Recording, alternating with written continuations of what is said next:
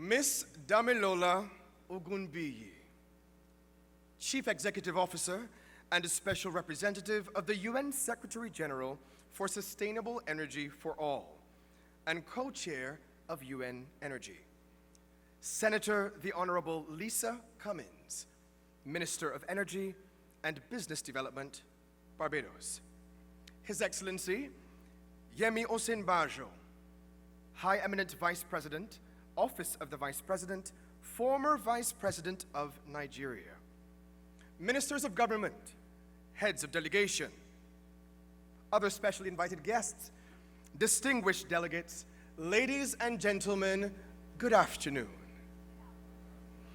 If you could, by your applause, communicate your level of excitement about the discussions you've had over the last 2 days, let's demonstrate that now.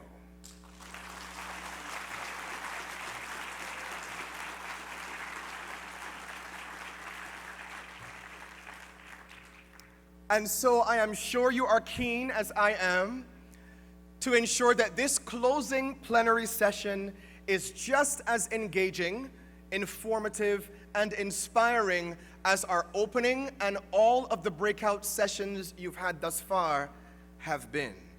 I certainly am looking forward to another rich time sitting around the table or around the room and engaging in these important discussions. A quotation adapted from the author Henrik Tickerton goes something like this. Because we don't often think about future generations in our work, our play, and our industry, future generations may live a life where they can never forget about us. There is a sobering reality that accompanies the discussions we're having over these 2 days, and that is that as much as the work we are doing influences and dictates our current experiences, it also controls the world that we are creating for future generations. Now, I have an 8-year-old and a 9-year-old, so I'm deeply invested in us making sure that we really do take good care and make the critical decisions now so they can breathe clean air and enjoy sustainable energy in the years to come. So, to kick off our closing plenary session on the theme, Forging Partnerships for Impact, Strengthening Collaboration for a Sustainable Energy Future, we're happy to launch into a session focusing on formalizing strategic partnerships and new commitments to accelerate progress towards sustainable energy goals. It will also feature the signing of memoranda of understanding between Sustainable Energy for All and key organizations, reinforcing collaboration on clean energy initiatives. To lead us in this opening session, I'm pleased to invite Special Envoy Mission 300, Joseph Nganga.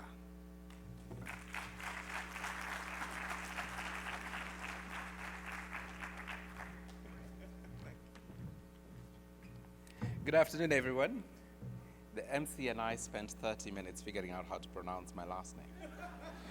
And he is exceptional. You have to give him a round of applause.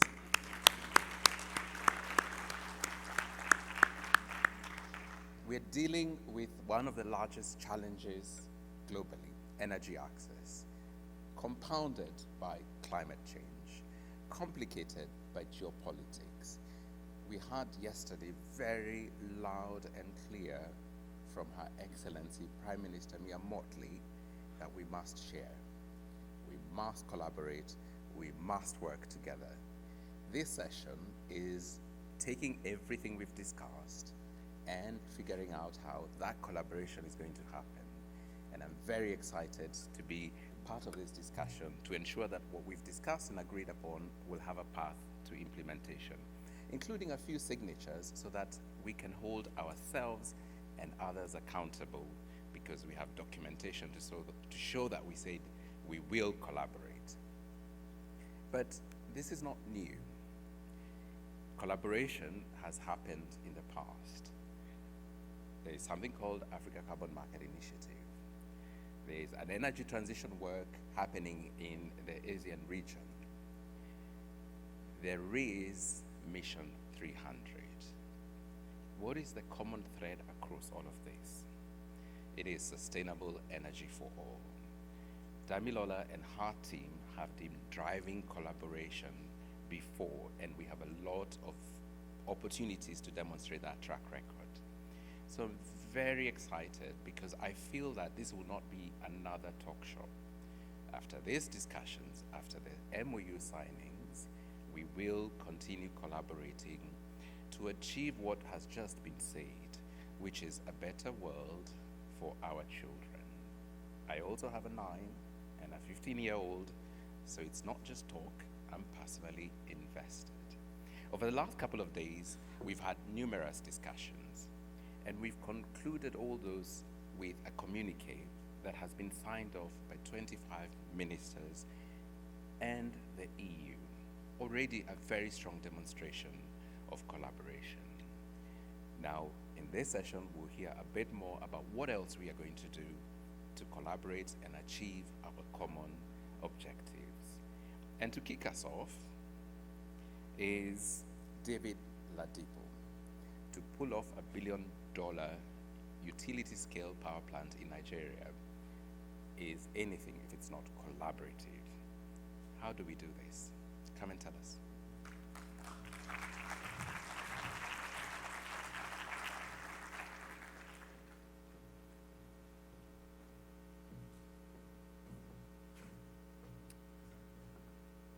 Joseph, thank you very much for that rather fulsome introduction. It's a real honor to be here in Barbados. I think, like many of the guests here, I've not been to this wonderful country before, and I've been really quite blown away by how beautiful it is. And I've been also very struck by the quality of the leadership. And so in that respect, I want to just carry out a threat that I made yesterday. So I was listening to Prime Minister Motley give her wonderful address, and I sent a text message to Mrs. Damilola Ogunbi, and I said, she is fantastic, meaning the Prime Minister. And I think that you will have to fulfill your destiny, Dami, and become Nigeria's first female president. You can run,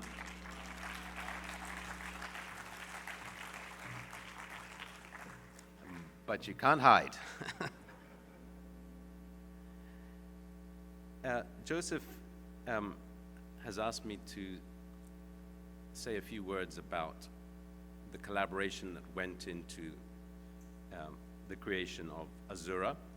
And let me just briefly tell you what Azura is. So Azura Power is an electricity power generating company that started in Nigeria in 2010 and has subsequently expanded into Senegal and into Mozambique.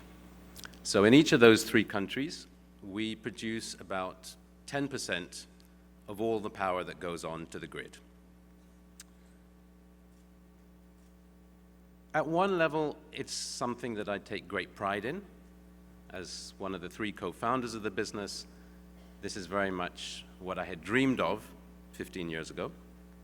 At another level, I'm deeply frustrated. And I know frustration is not the theme that should be emphasized in a closing plenary. But let me just say, I think there's something positive that we can take from that frustration. So it's been very hard for us to grow our power generation capacity. We're a thermal power plant. We have solar projects under development. We have battery storage projects under development as well. But whether it's thermal or solar or battery storage, what has bedeviled growth in the markets that we're in and in other sub-Saharan African markets is the fact that we have an orphan child, not in every sub-Saharan African country, but in many of them. And that orphan child is a very unsexy, very old, bit of the value chain, which is the last mile, the grid, the bit that connects homes and businesses. So during the course of this really quite inspiring conference, I've listened to lots of speakers talk about the potential for distributed renewable energy. And I'm a great believer in that. But I think all too often we forget that we can't really industrialize. We can't generate jobs for countries that have a very youthful population just on the back of distributed renewable energy. We need the kinds of partnerships that we have benefited from in the upstream side, the power generation side. We need some of that energy to go into this orphan child. And I call it an orphan child, and I'll just be very honest with you. We don't want to touch the distribution sector. It's low margin, it's labor intensive, and it is fraught with political and regulatory risk. The government, let's take Nigeria, the country that I know the best. The government in Nigeria really doesn't want to touch the distribution sector either. They don't want to take scarce tax receipts and put them into a proven sinkhole for public funds, and I don't blame them. Another bit of the public sector, the development finance institutions, they also don't really want to invest in the distribution sector. It's messy, and they can't tie up and mitigate the risk as neatly as they can with a large power plant or a solar farm.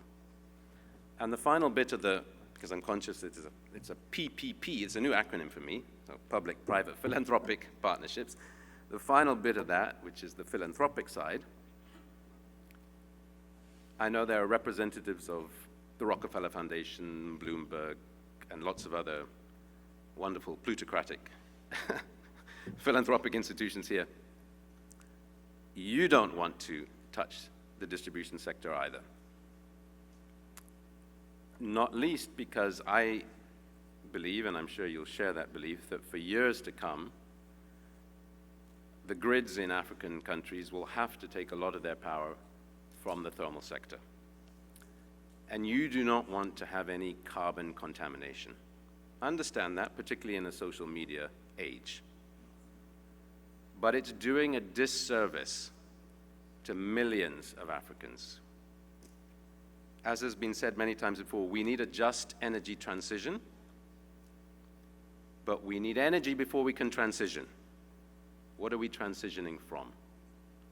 So my plea, I think, today would be to those philanthropic institutions. The scale at which you now operate, the capital that you have available to deploy, the speed at which you can work, I think you could be a real catalyst for investment in this orphan child. So in Azura, we have great partnerships. We have 16 banks, including many of the DFIs, Britain, France, Germany, the Netherlands, the Nordic countries, all invested in Azura, alongside the World Bank, all three arms of the World Bank, in fact. So we have great public sector participation. We have great partners in the form of the Nigerian government, Mozambican government, Senegalese government. We can't fault our public sector partners. We think we've done a pretty good job on the private sector side in terms of running businesses professionally and making sure that our plants are extremely reliable. But those partnerships, I think, could really benefit from philanthropic institutions helping to catalyze investment in the distribution sector. First loss working capital would be fantastic. The more collaborative effort you have, the harder it is to herd those cats. I accept that. So expanding it from private and public to private, public, and philanthropic in the oldest and most unloved bit of the value chain, I know is not going to be easy, but I do think it will make a huge impact on the lives of all the people that live in the countries that I'm most concerned about, which are in sub-Saharan Africa. And I would like to conclude by thanking Mrs. Ogunbiyi, because she has been tireless in repeating that message. She's a great champion of DRE, and she's an equally strong and powerful champion for the unloved orphan child. Thank you very much.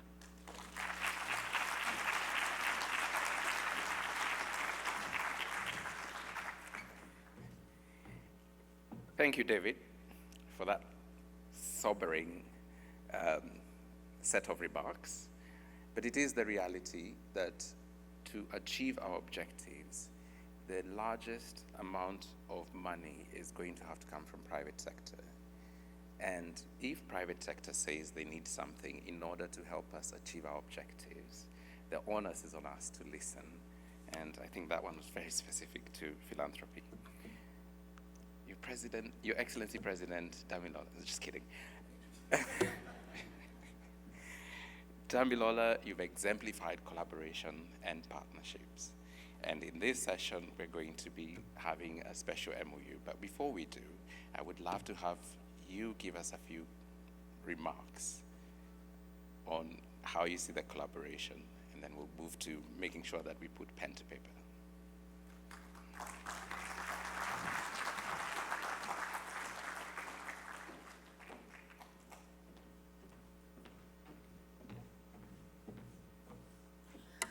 Thank you, everyone. It's so great to see so many people at the closing. My regards to my sister, my friend, the person who made this happen, Minister Cummings. COP presidency is here today. And just to respond to David, I've told him that when he moves back to be the Minister of Energy or Power for Nigeria, then we can actually have a true conversation. But I'm not here to talk about Nigeria. I'm to talk about this region and the importance of lack. And that's why we have decided as Sustainable Energy for All to really partner with OLADE. OLADE, which is being chaired by my sister again, Minister Cummings, is an amazing institution, really, really focused on the 27 member states and how to get them into clean energy transition, looking at policies, regulations, tariffs, and the investment opportunities of what happens when we look at things as a block. They're also interested in the innovations of green hydrogen. And, you know, this whole conference has been about how do we collaborate to make things better and faster. So us understanding the LAC region better, there's no better partner for us to go through. So I'm not going to spend all my time in speeches. I think we can get the head of OLADE up, and then we can sign the MOU we have with them now. Yes. Do you want to say something?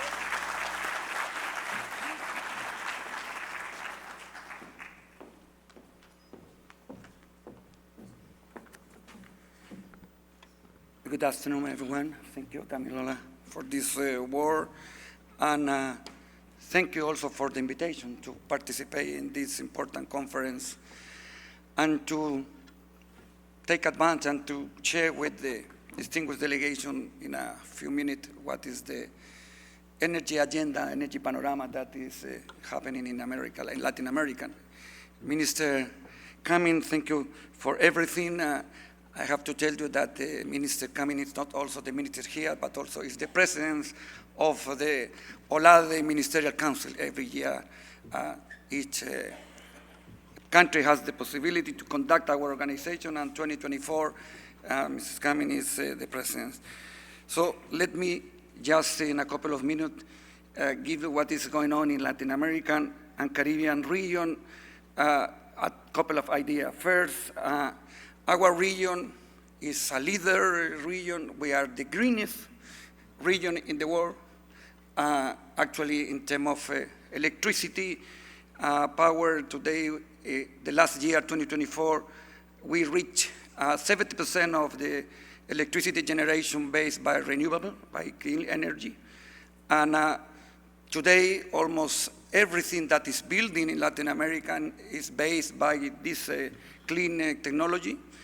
And I think that the next year that we are going to reach maybe 80% or 90% of the clean generation based on clean energy. And despite this progress, I would like to tell you also that we are facing some challenge, important challenge. Just I would like to mention here too, energy security remain as a concern the last month in Latin America. And actually, we have had a complicated episode in some countries in Latin America regarding the climate issue and the infrastructure issue. In some cases that we have facing a cut electricity problem in different countries in Latin America. So at the same time, we are in a way that the transformation on our matters, but also we are facing a security issue, which is part of our future agenda, of course. And in that regard, I think the role that we play in OLADE, we are 27 countries, as Damilola said. 10 of these countries are Caribbean countries in this region. And every year we meet with our minister and we agree a collective, a region goal, given the political signal where we go as a region. And we have a regional target in terms of renewable. We have a regional target in terms of energy efficiency. And also the last year, the minister agreed to close and to stop all the built power coal electricity plant. So I think that we are giving a good signal, given that we are the greenest region in the world, as I mentioned before, and to have this opportunity to collaborate and to work with this global organization is very good encouragement for us in order to complete our integration agenda, which is part of our mission as an organization that we are working in that for 51 years so far. So thank you very much, Damilola, and we are very happy to sign this memorandum of understanding in order to start our work closely with the agenda that our people in Latin America need. Thank you.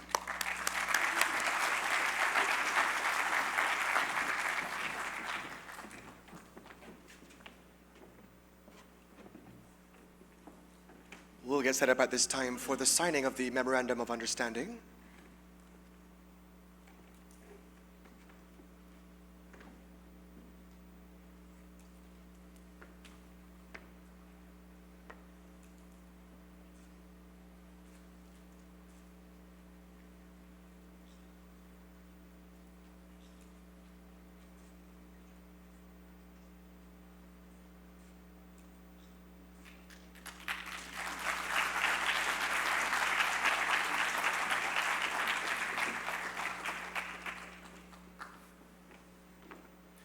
A significant moment. We've been speaking during these proceedings about putting our action where our words are. And we hope that throughout these proceedings and even beyond, we'll continue to see actions being taken to cement, solidify those partnerships that we know are critical to see advancement in these key areas.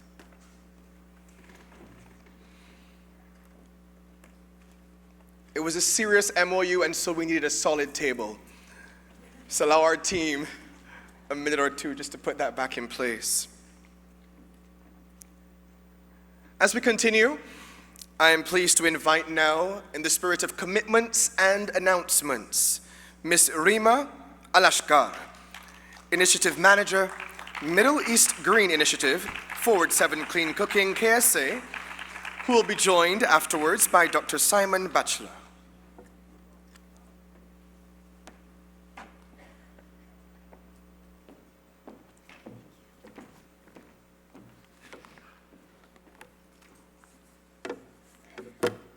Hello everyone, and assalamu alaikum. Excellencies, honorable guests, today we are gathered here to witness a transformative initiative, an initiative that spans across continents, from the deserts of Saudi Arabia to the diverse communities around the globe, promising to provide clean cooking solution to the communities that needs them the most. My name is Rima Alashkar. I am the Clean Cooking Initiative Manager, Forward 7.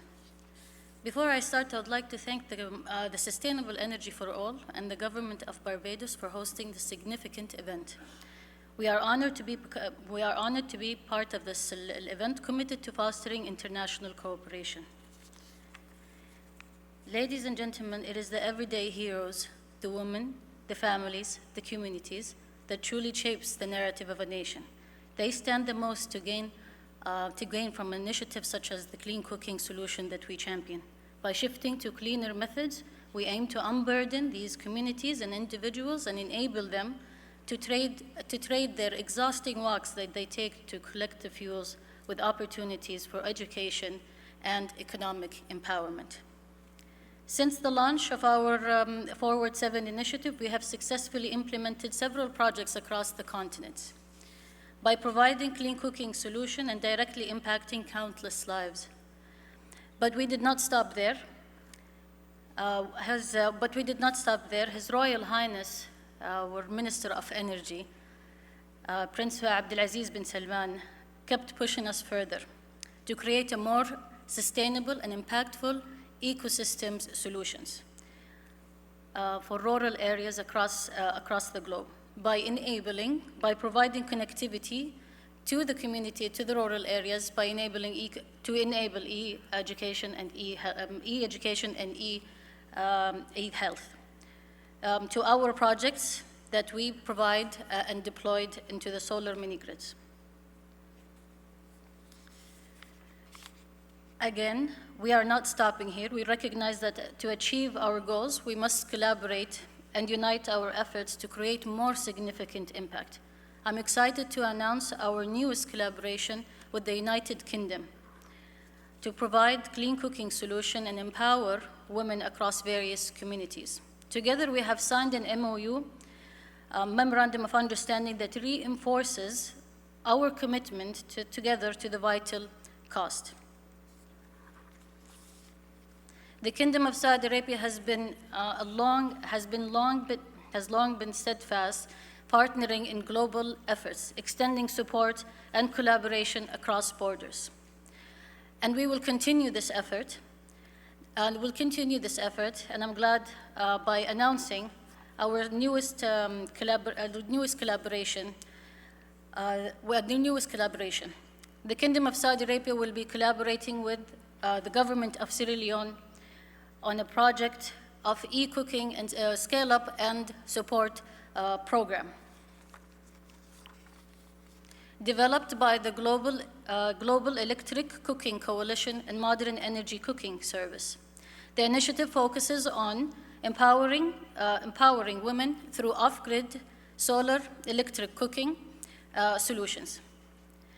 Please welcome with me His Excellency, Dr. Kinda Yumakala, Energy Sector Lead and Chairman of the Presidential Initiative on Climate Change, Renewable Energy, and Food Security in Sierra Leone, to say a word.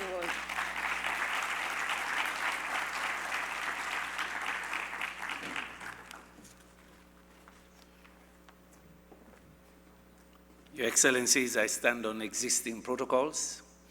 It's an honor for my country to get into this partnership with the Middle East Green Initiative. On behalf of my president, who gave the keynote here, we have prioritized clean cooking. We want to thank SE4All for their leadership, their catalytic role. This is real.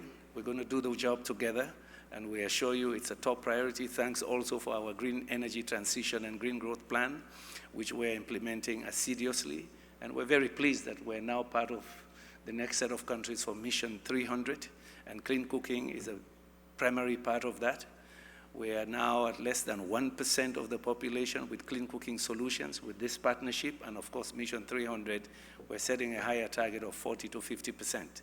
So this is a catalytic part of this. I want to thank our friends, Stephen Hunt. Stephen is here. I was asked to call him up if he's in the room, FCDO. Stephen, can come join us. You were part of this. I think you deserve part of the light. Please come forward. Of course, the real champion, I know the other champion is not here, but Simon Batchelor is here. Simon, please come up.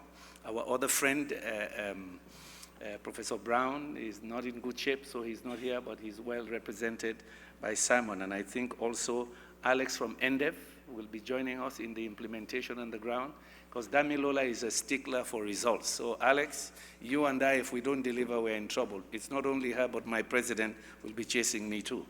We thank you so much for this partnership. This is rare collaboration, different agencies, different skills.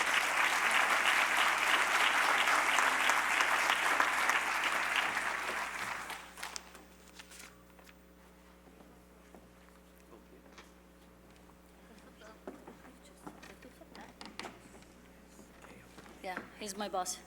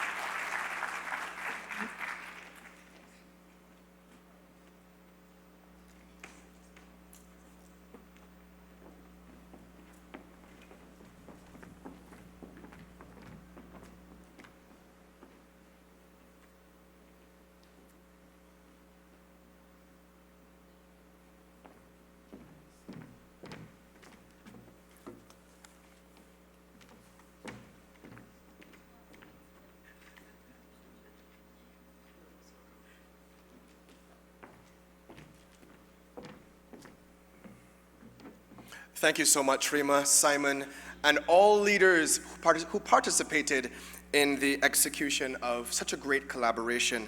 We're certainly keen to see the results of this in the future. I was tempted to say that our next speaker is a 3-time world heavyweight boxing champion, but I have opted not to. The Special Assistant to the Prime Minister on Power from Pakistan. Please help me welcome to make an announcement, Mr. Muhammad Ali.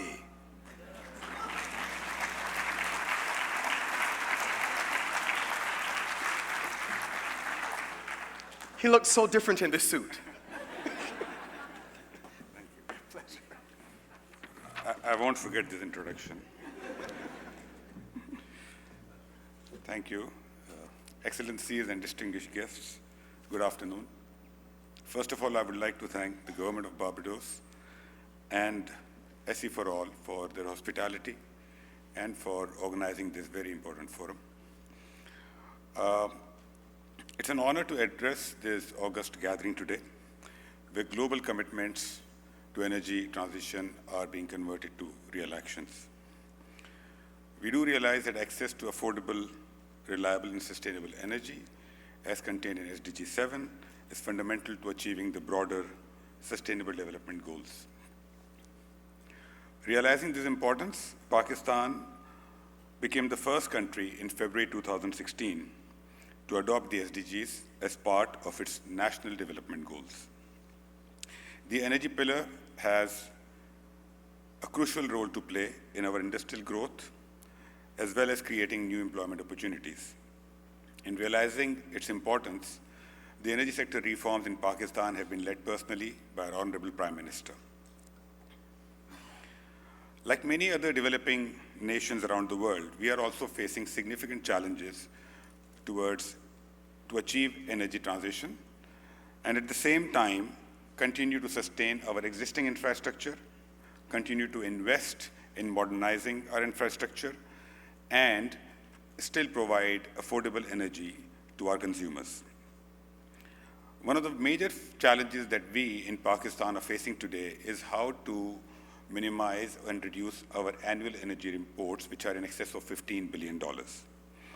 And these energy imports are being utilized primarily to power our mobility, space and water heating, cooling, cooking, and agriculture. These are the essential parts of our existence, and the only way we believe we can reduce these imports and have a sustainable energy sector is by moving towards clean energy. And that cannot be made possible unless we have a comprehensive plan which covers all aspects of our society, including transportation, agriculture, and industry. Keeping these aspects and these factors in mind, we had interactions here with SE for All and United Nations representatives, and I'm honored to share that despite demands from a number of other countries around the world, SC for All has agreed to partner with us in helping us prepare our energy transition investment plan.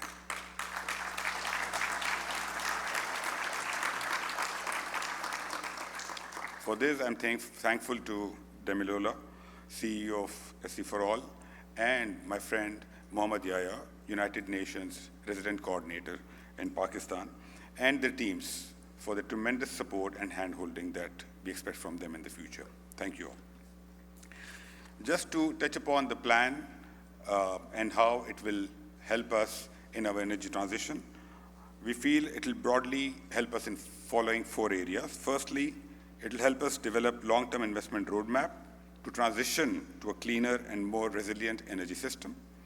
Second, it will ensure our energy security by identifying cost-effective renewable energy solutions that reduce dependency on volatile fuel imports, which we have to face at the moment.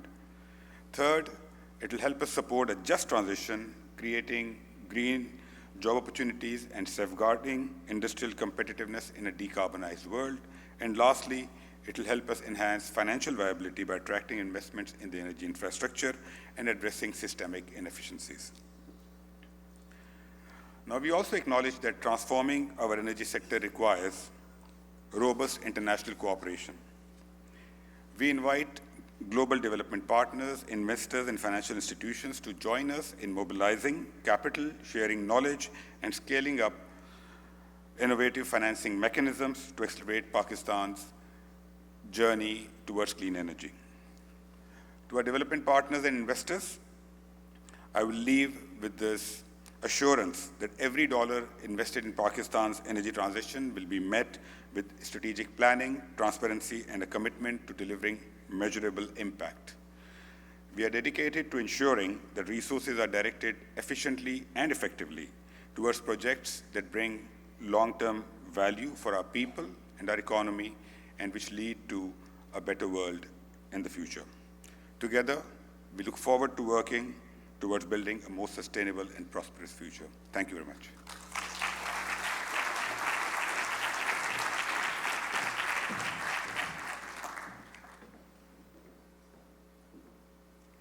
Mr. Muhammad Ali, Special Assistant to the Prime Minister on Power from Pakistan. We now turn to our next announcement. Mr. Tibor Shtelbatsky, Principal Advisor on Energy Diplomacy, EEAS, MD Global, who will be joined thereafter by Mr. Andrew Kirkwood, Director, Geneva Office, United Nations Office for Project Services. Welcome.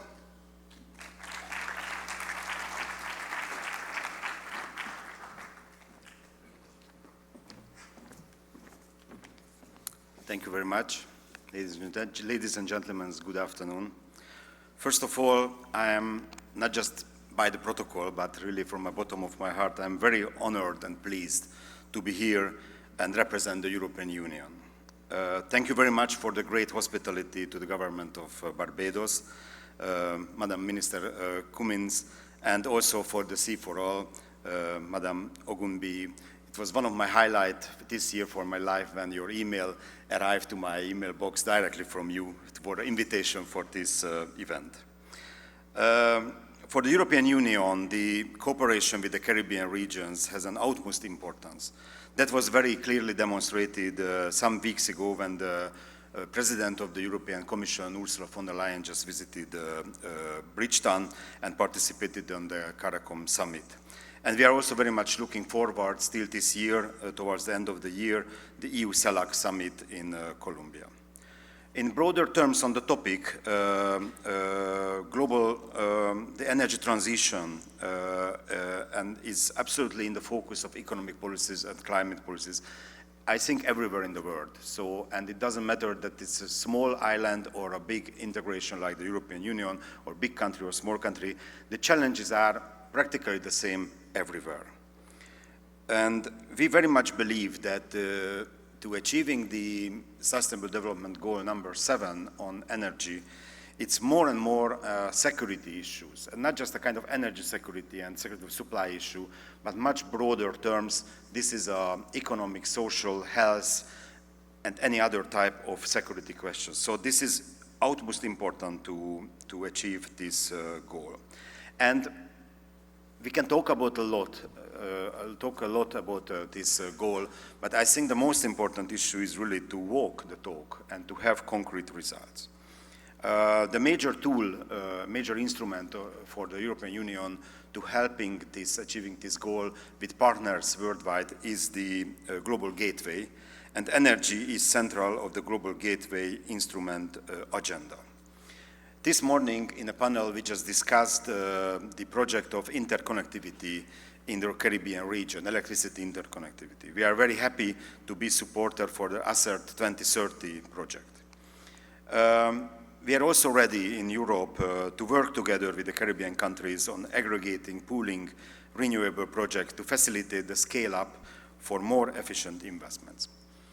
But during these 2 days, we listened very carefully also the calls for action in Africa. Let it be the Mission 300 or the clean cooking initiatives. We very much in Europe attach great importance to these the projects. And I'm very proud to announce here or to mention here that together with the C4All and together with the UNOPS, we are working on the transformational energy access for Sierra Leone, which is a key project there, part of the result-based financial mechanism with aim to allow access almost 90,000 people in rural areas in Sierra Leone to access to electricity.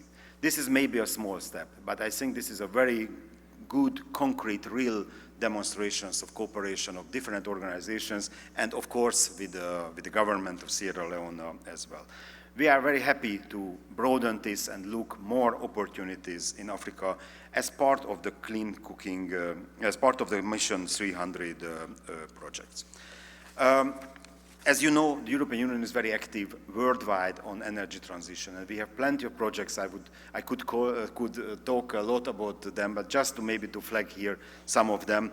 The Global Energy Transition Forum, this is the high-level, leaders-level initiatives on the doubling and tripling to keep the visibility and to keep the leadership there. And this is open for all countries to join and to work together to achieving this goal. But I was very happy yesterday to listen Honorable Prime Minister Mia Mottley on the methane reduction. And in Europe we are very active on the global methane pledge. I met here, we have in the global methane pledge, we have a network of champions. I was very happy to meet here my Nigerian colleague and champion on the global methane pledge. But why not to have maybe from Barbados as a methane champion also on methane reduction? We have among the champions the federal states of Micronesia and Nigeria as well, together with Japan, Canada, and Germany and the EU. And I would also mention the coal transition. This is also a very important part of the energy transition, and we have an experience in Europe on this. We all know that this is not an easy exercise, but this is something which really contributes to the climate goals if we do this wisely, but very effectively and quickly. So if I may just to summarize the things, I think there is two takeaways for me from this meeting. The one is really the partnership. Partnership in the best sense and the best meaning, so which means that to listen each other. And I think what I learned here from you, from all the participants, from the Caribbean, from Africa, from organizations, stakeholders, other, this always very much helps to understand each other and to find really the best way how to work together. And how to work together, another key word from yesterday is really the share. So share the experience, share the means and tools to implement these goals, and also to share the technology very concretely if needed, but definitely do it in a clear partnership way. From the European Union side, we are very happy to be part of it and to continue and to work countries who are ready and willing to do this. And here in this room and in this conference, I just met this kind of colleagues and friends. So from my side and from the European Union side, we are very happy to continue this work. Thank you very much.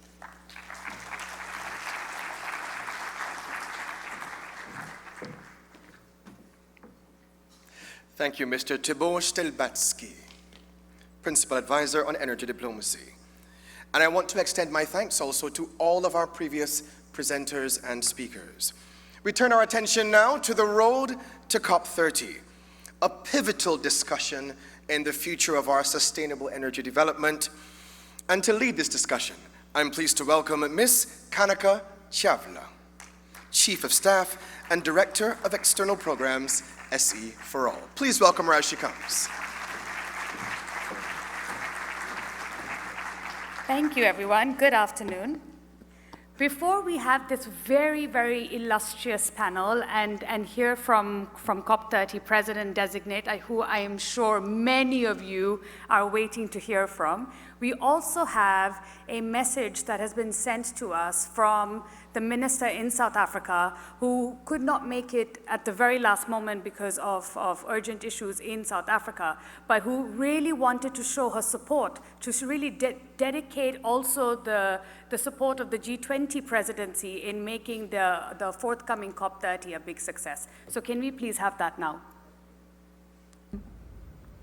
Fellow delegates and honored guests, I would like to extend my sincere gratitude to the organizers of the Global Summit, Her Excellency Mia Mottley, Prime Minister of Barbados, and Ms. Damilola Ogunbiyi, Special Representative of the UN Secretary General and CEO of Sustainable Energy for All, for the honor of addressing this distinguished gathering.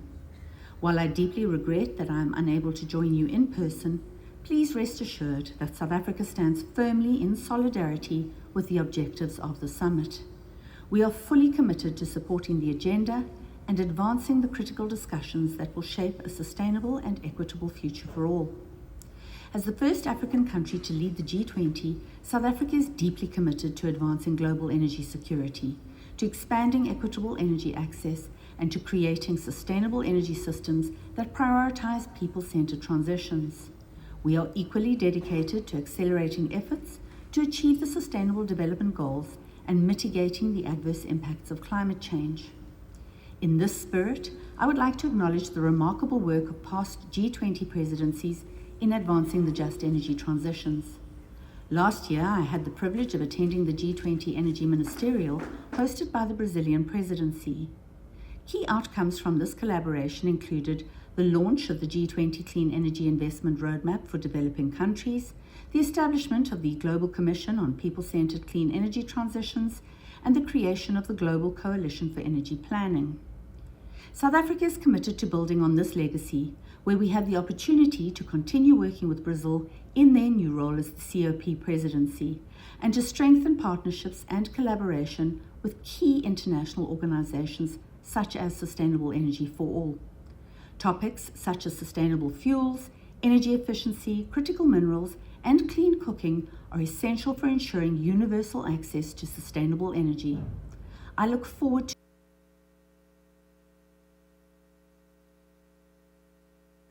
the COP30 process. I assure you that is what she said. As do all of us in this room are looking forward to supporting that. And in today's conversation, which is really focused very much on Baku to Belém, but Baku to Bridgetown to Belém. So that's what we're going to do now. And it is my great honor to call on stage His Excellency Mukhtar Babayev, the president of COP29, who we have heard from before. So, sir, in the interest of time, I'm not reading the whole title. Please just join us on stage. Also joining us here is Ambassador Andre Arana Correa do Lago, COP President Designate for COP30.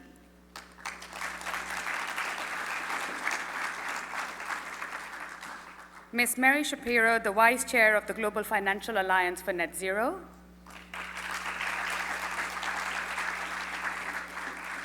Director General of the International Renewable Energy Agency, Mr. Francesco La Camera. And last but not least, the Executive Director of the Green Climate Fund, Ms. Mafalda Duarte.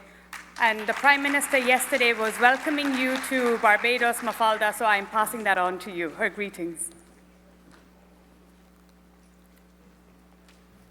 Please have a seat, and I'm going to come and join you there.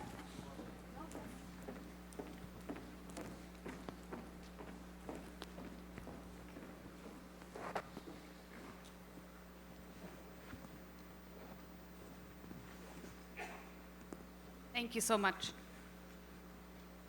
So we'll start perhaps with you, Ambassador de Lago, and Earlier this week, we got insight into the priorities of the Brazilian presidency, and it would just be, I think, for this audience, really interesting to hear from you exactly how you want to position energy at the heart of your presidency. Thank you. Thank you so much for the invitation, and I cannot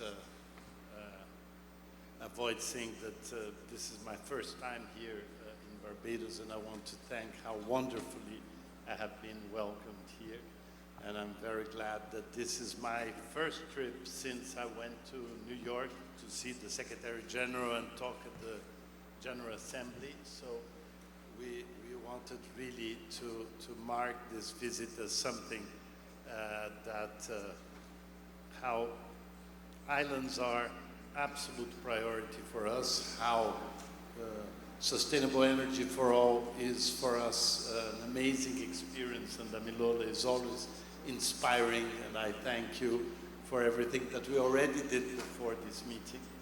But I want to also comment that yes, energy obviously is at the center of COP30. And we intend to work very hard on it, not only in the negotiation, but also in the action agenda and also in the presidential meeting. Because I think that we have many ways of using the COP, and we have here my dear friend Babayev that have shown us the way in Baku. And I have to tell you that it is an opportunity that the whole world is looking at a meeting that is talking about climate at a moment that most of the news that we get about climate are, let's say, less positive.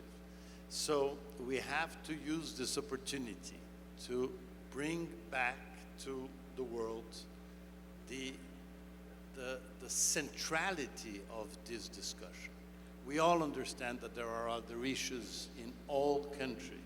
Countries are facing poverty, countries are facing war, countries are facing injustice, countries are facing many, many things, but climate, unfortunately, is here surrounding us, arriving at our homes, and we have to discuss this. We cannot think that this is a secondary issue, and we have to get together and use the attention that COP30 is going to receive to make sure that we do well our job. So we in Brazil want to welcome you all, and I have to tell you that we have to talk about the issues that we already agreed. I mean, in the GST, we have mentioned energy in a very direct way, and we have to debate this and discuss this and find ways of making sure that we have a transition that is just, but a real transition to something that is going to be obviously the only way that we can mitigate climate change. Thank you for that. And of course, we're all building on what has been done in the past. And yesterday, Minister Babayev, when you spoke in the opening, you said when we started, success was not a given. We were not guaranteed success. And what do you think are some of the tailwinds or some of the achievements of the previous COP that that COP30 can build on? Thank you. First of all, I would like to express big appreciation to the government of Barbados, personally, Prime Minister, Madame Motley, Minister, for your fantastic organizational capacities, for Damilola, for C4All team, for very interesting event, and I think it will play the big role in expand our activities here, and also on the road to COP30, I think it also will play the essential role. Regarding the achievements, regarding the temperature of the discussions in 2024 and in Baku, it's really was unbelievable. It's very hard, complicated, because the main topic or main issue discussed in 2024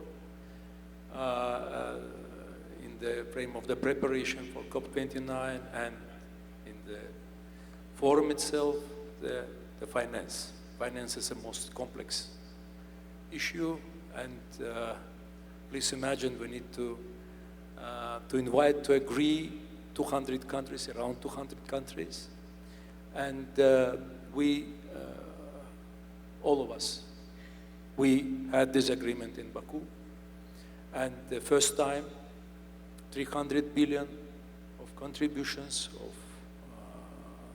the new finance goal adopted at COP29. I think it's a big success for the countries, tripling of the previous obligations or previous contributions. I think it is very good fundament or good platform to increase our contributions in future. And 300 billion is at least 300 billion. That's why we have the intentions to build a new program, Baku to Belém. Today, already Baku, Bridgetown, and Belém. Baku to Belém program, it is very important program for COP29 and COP30 teams. And we were planning to invite all possible stakeholders to contribute to climate agenda, to climate finance. I think it's a good chance for all the world, all the stakeholders, private sector, MDBs, to demonstrate the collective responsibility and to give the chance to the world, especially developing countries, islands, least developed countries, for energy, for transformation of the economy, for sustainable development. And I think we made a lot of good achievements in Baku, and I think we will continue to do it in COP30. All of us will mobilize to assist, and together with COP30 team, perform very good work, very good job. At the same time, you know, the Article 6 carbon market also adopted at COP29, and now it is possible to invite more than $250 billion additional private money to the climate agenda. Loss and damage fund also another one big success, made it operational, and in 2025 this fund will work for developing countries, for compensate their expenses, their charges, their to assist them to build the new programs for rehabilitation and reconstruction of their nature, their countries. Thank you. Thank you very much. And I think the focus on finances is not just something that a lot of progress was made in Baku, but also one that continues to remain under the scanner in some ways, because it will be central to delivering. And so with that, Mary, if I can turn to you, because private capital is so essential for getting it done.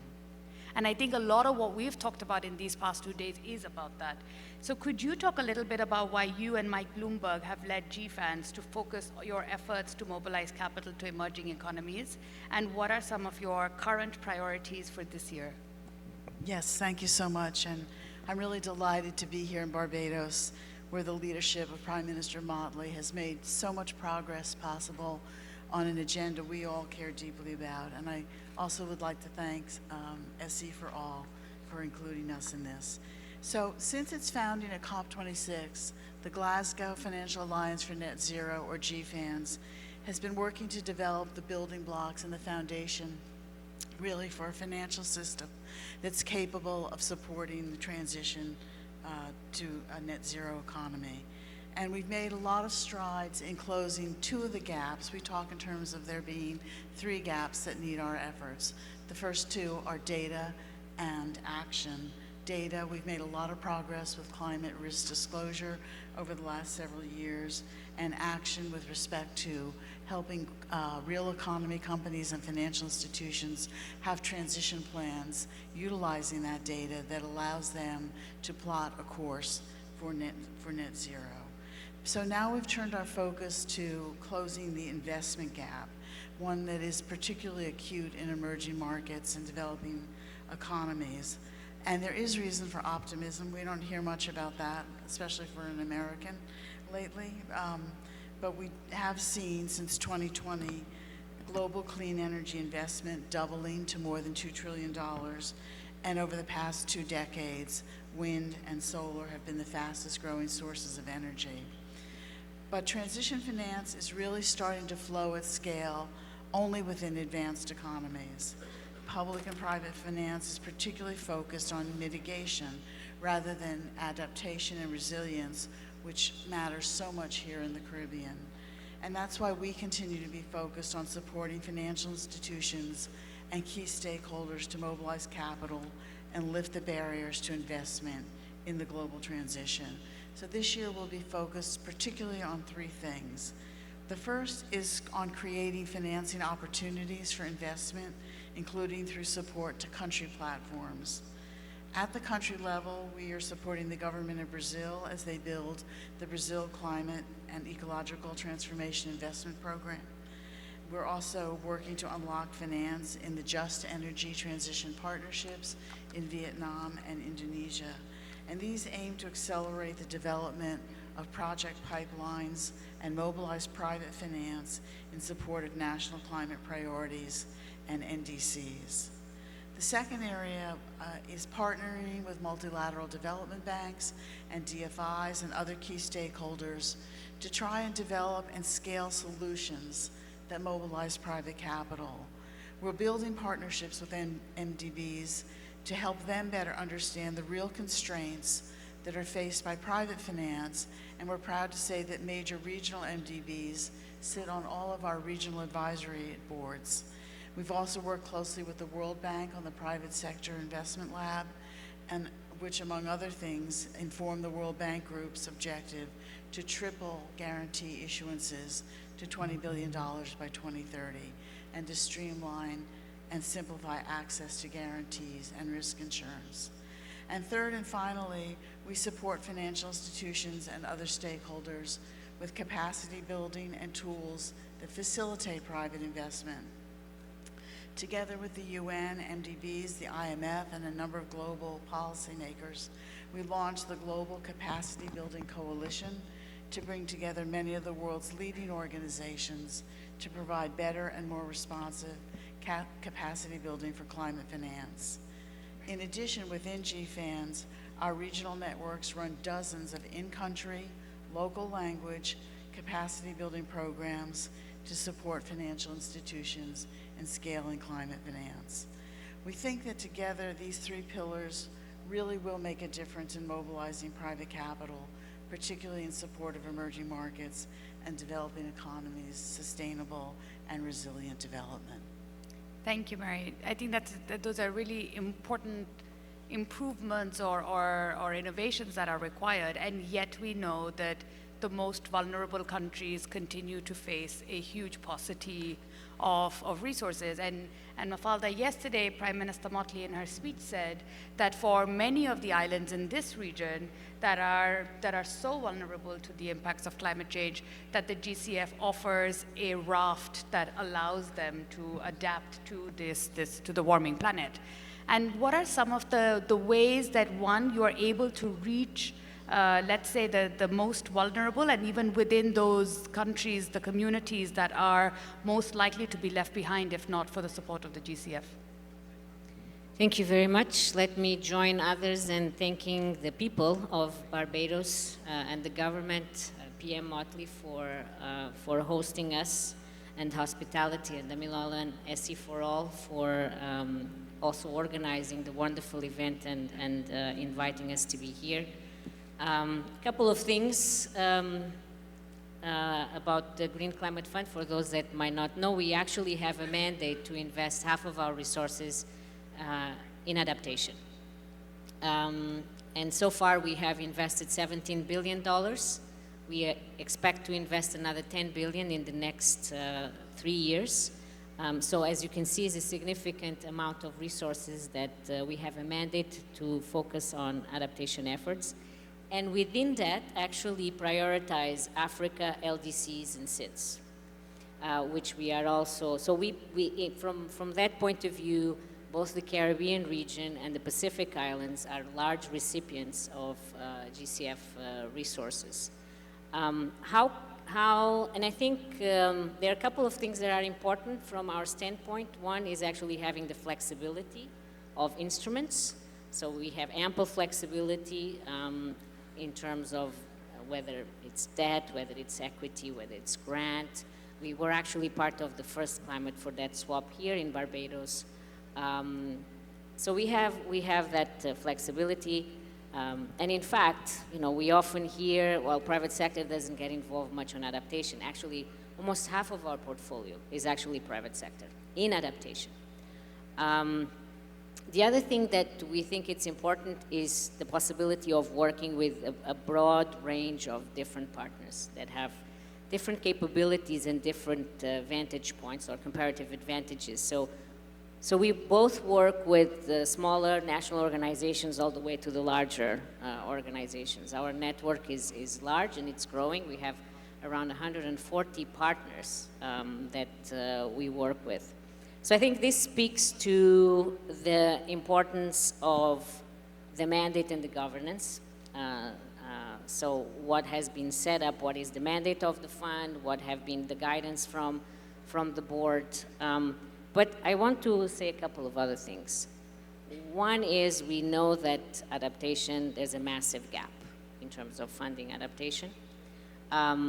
So we have an issue, we have the general issue in climate of scale and speed. And in adaptation, because we are not doing enough on the mitigation, we are going to see the needs increase on adaptation as well. And this is the reason why I think these two words are rather important to internalize and reflect, scale and speed. So therefore, the reason why we have been going through this process of reform to really, and I think this just doesn't apply only to GCF, it applies to this system. I think we all have to reflect about in our own institutions, what is it that is required for us to operate at a much larger scale efficiently, with speed. Because we have to be able to respond at a pace that is commensurate with the challenge. So therefore, for us, a big agenda of efficiency. We are doing quite a number of things to reduce the time it takes to review and approve projects, that it takes from approving projects to have the money on the ground. A really big focus on how can we get the most out of the resources we have. So the issue of impact. But, when it comes to the most vulnerable, and your question was the most vulnerable and not leaving people behind, it is fundamental that we are deliberate and that we target. If we have the clarity that we really need to support the most vulnerable, then we need to have the deliberation and the focus in reaching them. So in our case, even though we have these mandates of 50-50, and within the 50 of adaptation focus on Africa, LDCs, and SIDS, we are taking it one step further and really looking at how do we reach the most vulnerable within these geographies, and also in other geographies that we are working on, how do we reach those most vulnerable? So just a couple of examples, because this is sustainable energy for all, and we are talking about energy transition, we're talking about energy access. We are very, I was very pleased and proud to be able to announce one of our many projects, but the hardest to reach, which is exactly to support the 16 countries in Africa that have the lowest access rates, energy access rates. And this is through an equity investment. So this is private sector. We are stimulating private sector to be the ones providing this energy access services. But because we are in the Caribbean, I would like to mention also other important programs that we are supporting here. A regional program to develop geothermal energy, where we have a really large stake. Microgrids in Haiti, or even here in Barbados, a really significant investment in a solar plant with battery storage and hydrogen. This is a country that imports 45%, 95% of their power generation is from imports of fossil fuels. And the citizens of Barbados pay the double of the regional average. So this is how we see how important these efforts are, and really targeting. We know how these economies here are so exposed and vulnerable to the impacts of climate change. Thank you so much for that, Mafalda. And I think it's really about taking some of these examples and seeing how do we just replicate them and you know, be able to leverage them to be able to create a much more market effect, as you're saying, and really bring in more of the private sector. Francesco, turning to you, and as the person who's been watching this space for a very long time and very, very keenly, Ambassador De Lago says energy is at the heart of the presidency, and it has been for the past many years now. We also see that the writing is on the wall in terms of renewable energy is now the cheapest source of energy in every single economy, if you think about just, you know, kilowatt hour at the margin. And yet we are facing, in recent weeks, a tide that is beginning to relitigate clean energy solutions as the way forward. So if I could maybe ask you to set a little bit of homework for Ambassador De Lago for his, in the run-up to Belém, what is it that you think that they can use their leadership to really correct this misinformation, this tide of misinformation against renewable energy? Thank you. Thanks for your question. First of all, being in the closing session, allow me to thank Lisa, Damilola, and through you, the government of Barbados, all the team of C4All for hosting us today, yesterday and today. It has been a wonderful meeting, and also I will promise, it's not my first time in Barbados. I will continue to come here in the islands until the project we are working on and the project that we are going to work on will be not realized, and I can see it finally to cut some ribbon here in the region. Okay. So, you know, we have been lucky in the last period having President Kopp that have a vision and capacity to make people working together. With Sultan Jaber, we have been working and transforming a just report on triple in the most important message that has been agreed in COP28, together with the double of energy efficiency. Under the leadership of Babayev, we have been able to reach something that was impossible to reach. So the new financial goal. And also I think that the initiative on the grid, on the corridor, and I think as the first step, if we really want to make the change, the speed of the transformation. And now we are the wise end of our friend De Lago. So, you know, there is this information, instead of thinking how we can counteract this, we have to build a narrative, and the narrative for the COP30. So what kind of suggestion? You know, we are thinking that we have to link very closely the concept of development with the concept of the building of the new energy system. So development will be enhance the quality of the life of the people at the end. And this, I think, that we have to try to get at COP in Belém. I think the Brazil has a huge opportunity, and they are working well on that, linking G20, COP presidency, the presidencies of the BRICS all together, so they can make the change and bring the people and the development at the core of the discourse. I don't want to be misunderstood, but I want to be clear. When we talk about access to energy, that is a very important goal. But we really think that it would be possible to make people access to energy if they don't have 2 or 3 cents to pay the bill of the energy bill. So this is the reason we are insisting now for a few years that we have to work to overcome the first barrier to the acceleration of the energy transition, that is the infrastructure. And I always repeat the same example. After the Second World War, Europe was destroyed, all. Without the support that we received from the Western country, from the US, with concessional loans and other, working on infrastructure. Europe has become what is today. 4 European countries are part of the G7. So working on the infrastructure is the first step to make development happening. And this has to be done in the building of the new energy system. So what I really expect, and we will work with the Brazilian colleague, and I'd say more than colleague, friends, that on building this narrative. A first step was this idea of giving priority of the planning. Because planning is important. We talk about demand, supply, how we can get this could be also very important in this context, following what Prime Minister Motley say about building a platform for the Caribbean. So it's very important. All this could contribute. So I am sure that the Brazilian presidency will put the people at the center of the COP30, development and enough the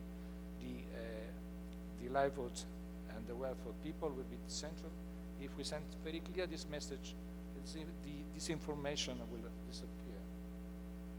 Thank you so much. I think keeping in the spirit of sharing, Ambassador Delago, on Francesco's recommendation, we are quite happy to share with you the intersectionality that we use of energy, climate, and development for equity, security, and prosperity. So we agree entirely with Francesco's recommendation that really it is not to see them as individual lenses, but that they're all really deeply interconnected. So I'm going to continue with the setting homework for you, or giving you advice, as it were, before giving you the last word. So Minister Babayev, I want to turn to you for you to give some friendly lessons and advice to Ambassador Delago, except not privately, but for all of us to hear. So we have to get in on the secret sauce. Thank you. I think we have very good integrated team together with COP30, and we have very successful work in 2024 together with them, and our good friend Mr. Andrea, together with his team, I think very professional, and all of us who will witness, will work for successful outcomes at COP30. But at the same time, it is my second visit to Barbados in 10 months. I think it is so important to visit the communities on the front lines of the climate crisis. Also to provide inclusivity and transparency in the process of negotiations, in the process of discussions, to create this necessity platforms for the parties to talk, to discuss, to come to a conclusion. It is so difficult to make everybody, all countries satisfied, you know about it. But I think all these aspects and professionalism of the COP30 team will bring the very successful results of 2025 discussions. I wish you success, Andrea. Thank you. Thank you, Minister Babayev. We all wish COP30 all the success and offer our support in any way possible. But I think you said it's really difficult to make everybody happy. And I think, turning back to you, Mary, how do you at GFANS make sure that you're able to make the work relevant both for the largest and most advanced economies, and then as well as for the, the ones that are most vulnerable to climate effects, like small island developing states? It's a great question, because one size does not fit all here. But from the very beginning, GFANS understood that our work needed to reflect the unique characteristics of countries around the world. And we talk about our work being globally connected, but locally anchored. And the way we do that, to make sure we're getting global context in the work we're doing, and that what we're doing is actually useful around the world, is through our regional advisory networks. We have one in Africa, APAC, and Latin America, and the Caribbean. And essentially, those networks are populated with climate experts, financial institutions, government officials, really talented, high energy, passionate leaders who bring their expertise to everything we're doing. And I'm so proud to be able to say that yesterday we announced the launch of a GFANS Caribbean chapter, which will be based here in Barbados. Thank you. Their strategy and priority will be set by a consultative group. A number of you in the audience are actually serving on that group for us. It's chaired by Raquel Moses, who's the CEO of Caribbean Climate Smart Accelerator. But they'll be laying out a work plan and reaching out all across the Caribbean to talk about how do we build a pipeline of projects, how do we ensure that capital is flowing into the region, and we're really excited about that. Thank you very much, Mary, and congratulations, of course, to GFANS, but also to the region that will benefit from this. So many, many congratulations.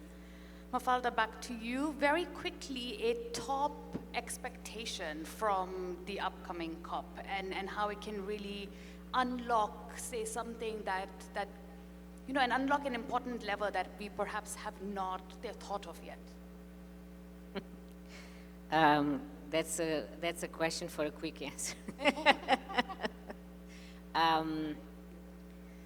Let me say that my view is that we, and of course, we've had these discussions with Ambassador André Quedulag and the team, but I said it before in other places, we really need to adjust our narrative. Because in the end of the day, what we hear, in this political context, it almost seems like we are not trying to achieve the same thing, but we are trying to achieve the same thing, in broad terms. So when we see here this slogan, equity, security, and prosperity, we are all aspiring for this. So we actually need to I think Francesco was trying to reflect on the same point, that we need to anchor what we are saying on development, but we really need to think, have we not been doing a disservice to what we are trying to achieve by the way we craft narratives and communicate? The other thing that I think it's important, and I think Brazil has already said it, this needs to be a COP focused on implementation. I like to call it a COP where we focus on accountability.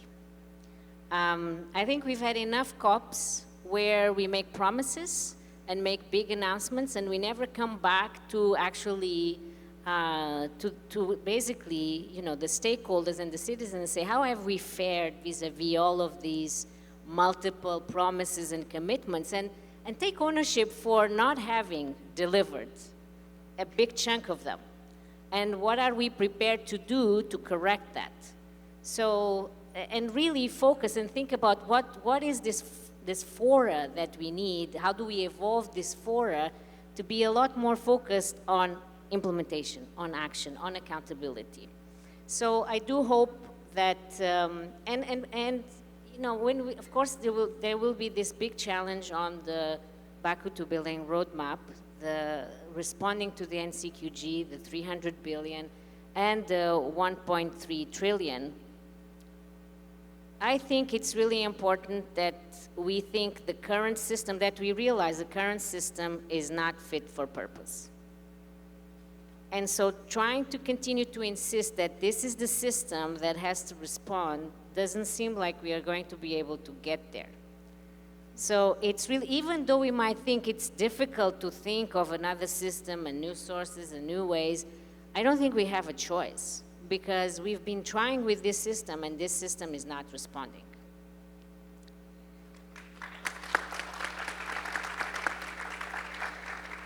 Ambassador Delago, just listening to that, I had to take a deep breath. You actually have to do all of this now. But I feel like you have behind you all of the, in many ways, the leadership of President Lula, the commitment of the whole country, but also the experience of Brazil itself in having delivered so much of this in its own country. So a lived reality as well. But final word to you on how you're going to get all of this done by the time you welcome us in Belém. Well, a consolation is for the 1.3. I have Babayev to do that with me. So we share that amazing responsibility, but I totally agree with Mafalda. But the truth is that I want to mention how important for us in Brazil is to really show everybody that we only believe in things that we do together. I mean, here from Damilola, that we're doing sustainable energy for all, we work so much also in the preparation of the G20. Mary, amazing, representing here Mayor Bloomberg, who is, I think, leading the way and showing how a responsible man who is amazingly successful can help the world. I think this is something that we should all applaud even more in the context of what we see of others. Francesco, who is developing with us what we started in the G20 and that we're going to continue together, and Mafalda all the time working together with us. So the truth is that we all have been working together, but this is, the climate issue is really so big, we need to be all together in that. How can we bring that spirit? That's why in the letter that I sent to the world community 3 days ago, I use an expression that is quite an amazing expression that is from the Brazilian indigenous people. It's called mutirão. Mutirão means get together to do something for all, not independently of what you're doing at the moment, independently of how much you can help, but you just get together and work to the common good.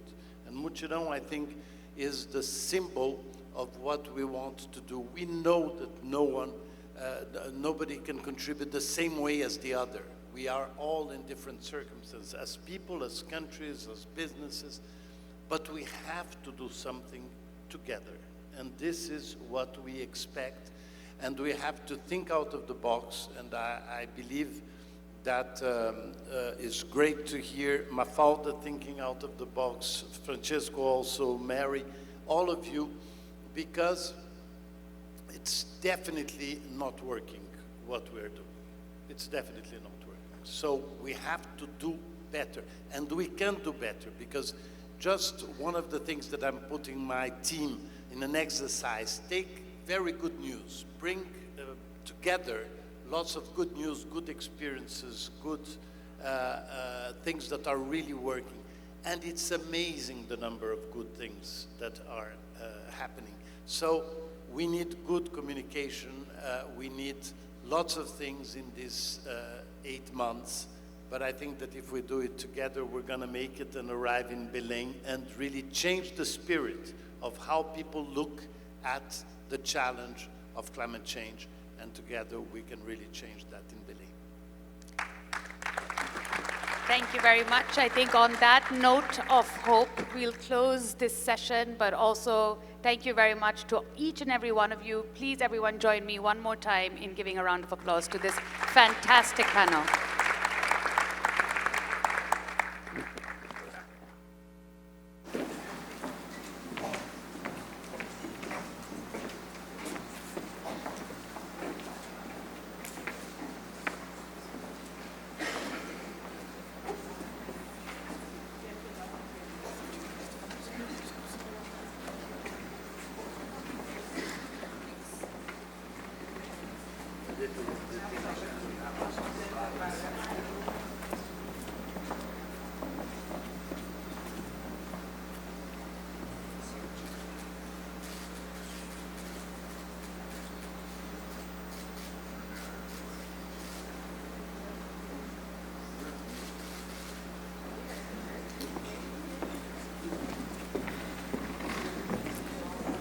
Thank you so much, Kanika, and to your esteemed panel of presenters, can we give them another round of applause, please? I understand that our COP30 president-designate is also an award-winning architect, so it seems like he's going from building buildings to designing world-changing solutions. And we continue to wish you all the best, sir. We turn our attention now to our energy heroes. This special segment honors the energy transition champions across the regions that exemplify exceptional innovation and leadership. Whether they are change makers or innovators, we're taking the opportunity to highlight those whose impact, whether individually or through their organizations, advances the clean energy transition globally. To lead this segment, I am pleased to welcome Dr. Nawal Al-Hossani, Permanent Representative of the UAE to the International Renewable Energy Agency. Please welcome her as she comes. She will be joined thereafter by Dr. Kande Yomkela, who will bring remarks. Thank you so much. Yes, you did. Thank you so much. It didn't take us half an hour to rehearse, but he did a great job in pronouncing my name. So ladies and gentlemen, distinguished guests, and esteemed jury members, recipients of this amazing prize, good evening, everybody, and welcome to the first ever SE for All Energy Heroes Award ceremony.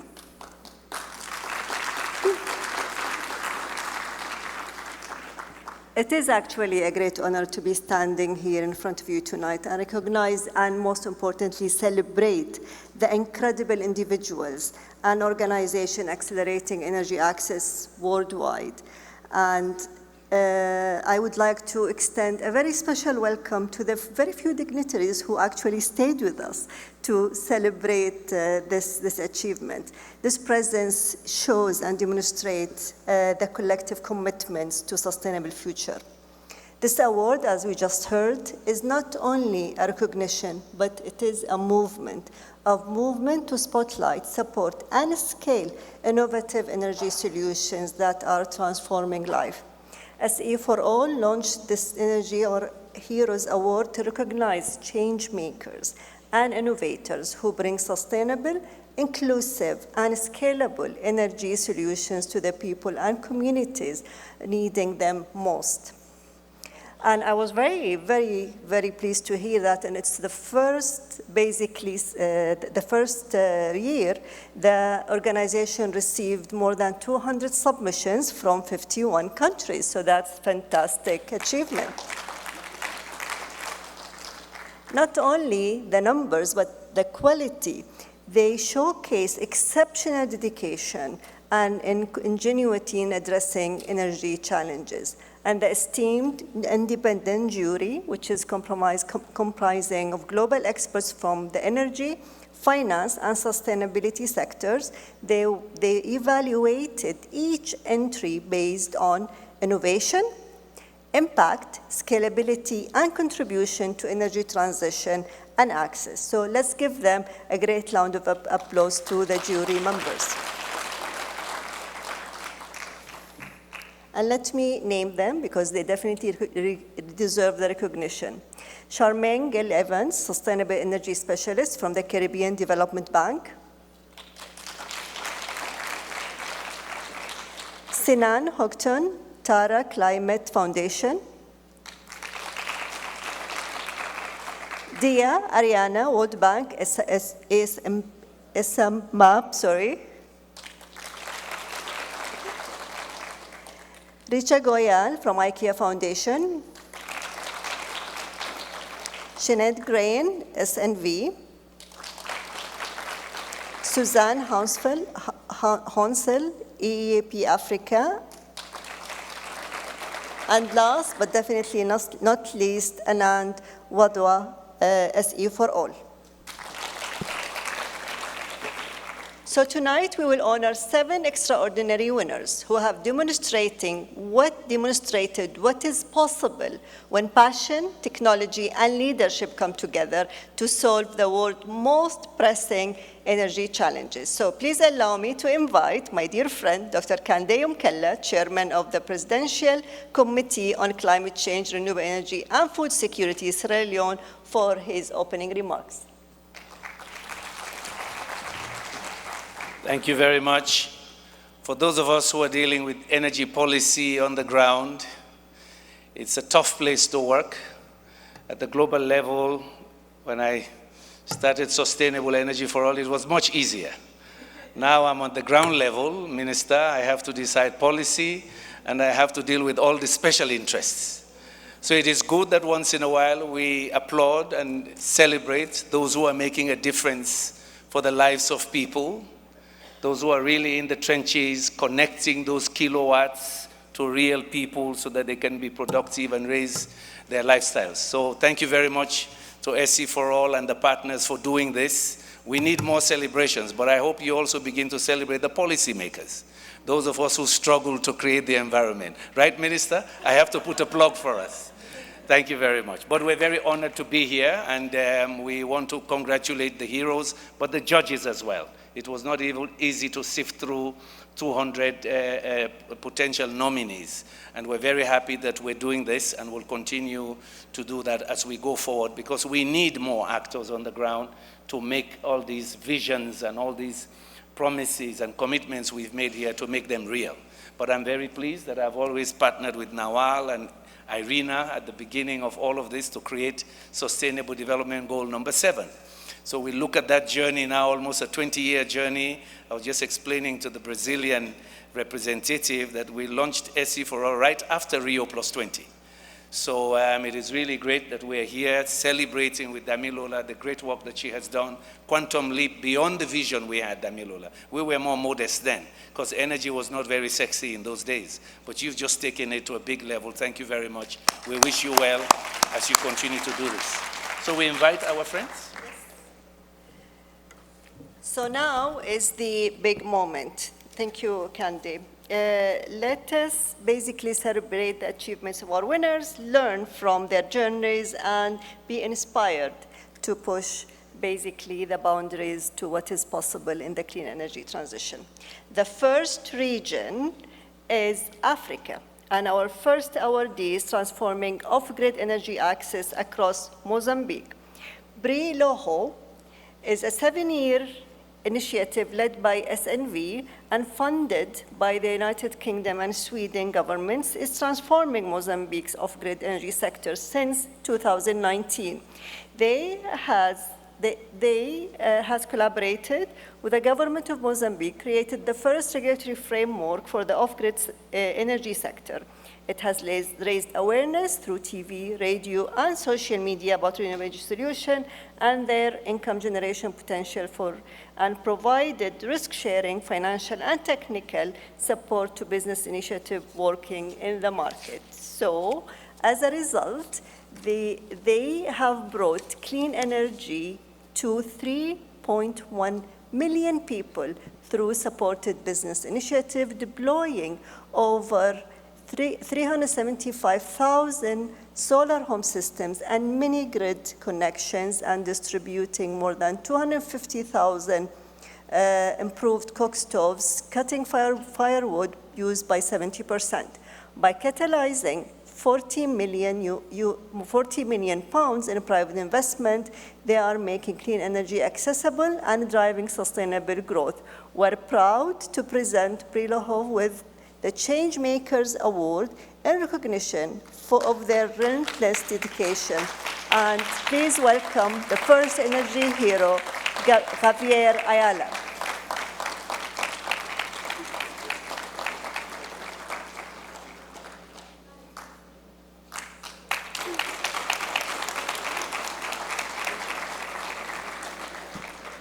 Our next awardee is a visionary innovator tackling energy poverty through innovative financing solutions in Nigeria. Deborah Fadeya founded Vector Victar Energy, a startup focused on solving energy poverty by replacing dirty fuels with clean energy innovations. She recently invented EcoWise, an advanced digital platform for solar energy providers that collects, streamlines, and reports credit data, which can then be repurposed for trading in the third-party marketplace to finance solar operations. Through her other initiative, Reese Africa, she has brought solar PV solutions to 11 last-mile Nigerian rural communities, impacting 7,000 beneficiaries. Ladies and gentlemen, please welcome our next energy hero, Deborah Fadea.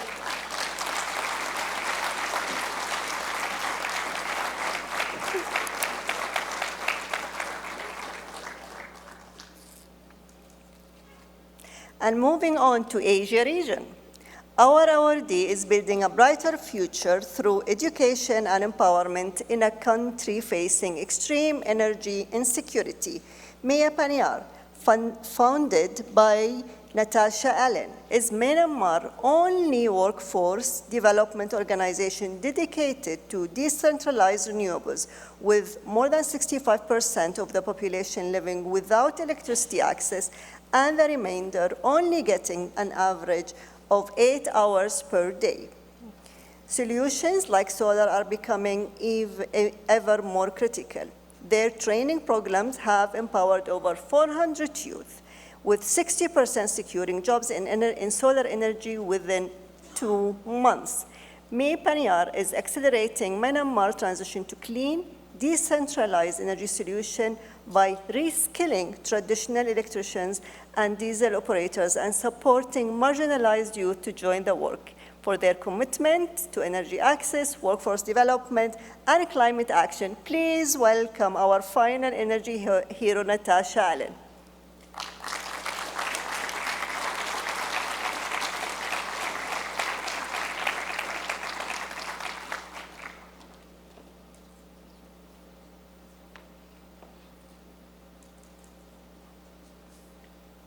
Our next awardee is tackling climate resilience through energy-efficient housing. Be Cool Indonesia is pioneering solar reflective coating technology, installed cool roofs over 300,000 square meters nationwide. In 2024, they expanded to cool houses benefiting more than 100 individuals through 20 cool houses, reducing indoor temperature by up to 9 degrees, while cutting energy use by 10 to 40%. By integrating these designs into government housing policy, Be Cool Indonesia proves that simple, scalable solutions can transform life. Please welcome our next energy hero, Bita Baramita.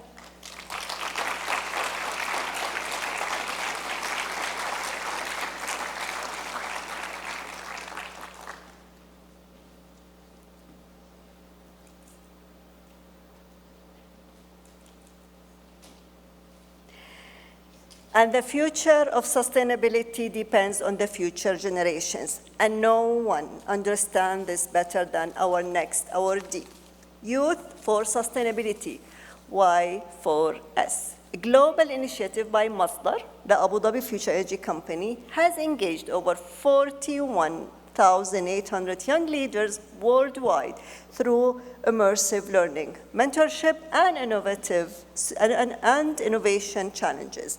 Programs like Code for Climate and Innovate for Climate have supported over 90 sustainability solutions, equipping young professionals with the skills to drive the global energy transformation.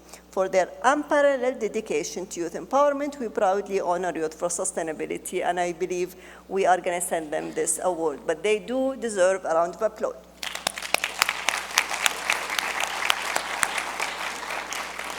For our final region, we have Latin Americans and the Caribbean. Few leaders have reshaped a nation's energy landscape like our next awardee. As Panama's former Secretary of Energy, one of the few carbon-negative countries globally, Jorge Rivera's staff spearheaded the 2030 National Energy Transition Agenda, a policies roadmap that has made Panama a global leader in renewables. Under his leadership, Panama increased its renewable electricity generation to 90%, reaching 97% in November 2024, expanded rooftop solar by 325%, tripled EV adoption rates, reduced energy intensity by 7%. Executing this action plan by 2050 will result in $120 billion in sustainable investments and the creation of 140,000 new green jobs. Jorge's vision extends beyond Panama. He now works to establish a regional think and do tank for Central America and the Caribbean, helping developing nations implement their clean energy policies. Tonight, we celebrate a true energy policy article. Jorge Rivera staff.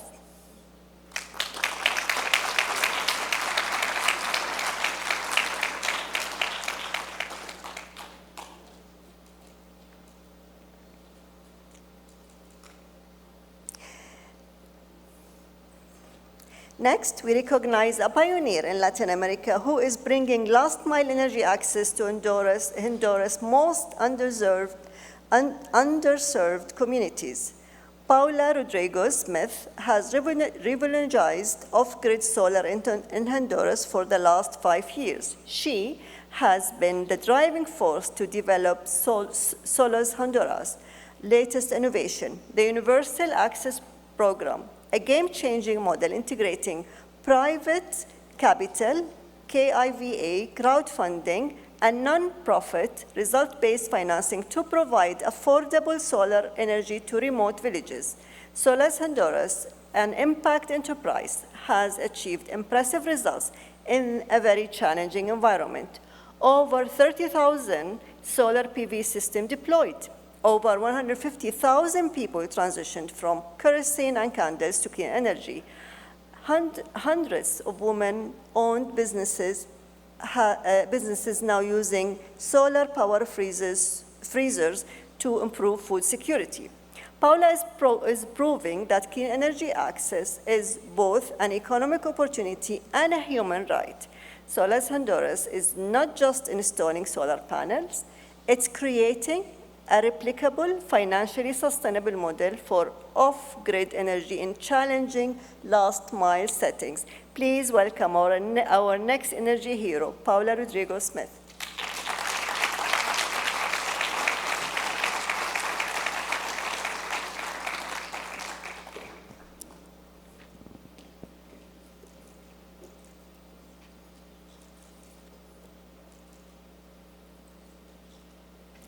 What an inspiring this has been. Congratulations again to all our winners.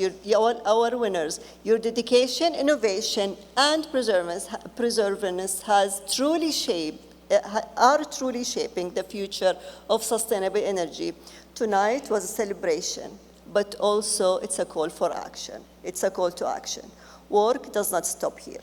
SE4All is committed to supporting, scaling, and amplifying the incredible efforts of change makers worldwide. For those inspired by tonight's winners, we invite you to engage with SE4All and its partners, support energy transition, and support energy innovation, and consider applying for the next edition of the Energy Heroes Award. If you are an entrepreneur, policymaker, or investor looking to drive impact, we welcome you all to collaborate with the SE4All in this journey. Energy access and the clean energy transition are fundamental to achieving a just, equitable, and sustainable future. And as we close this ceremony, I encourage you to continue advocating, innovating, and working together to ensure no one is left behind in the energy transition. Thank you for being part of this ceremony.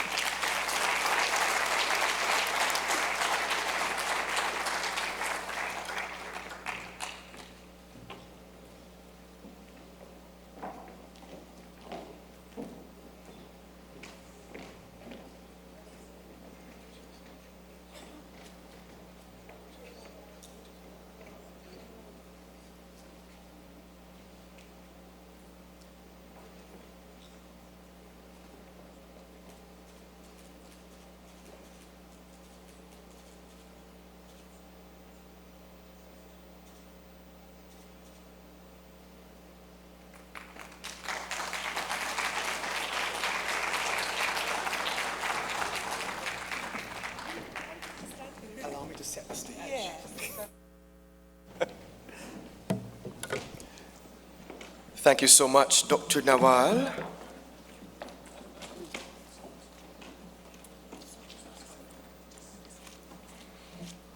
There's no maxim that which is recognized and celebrated is repeated.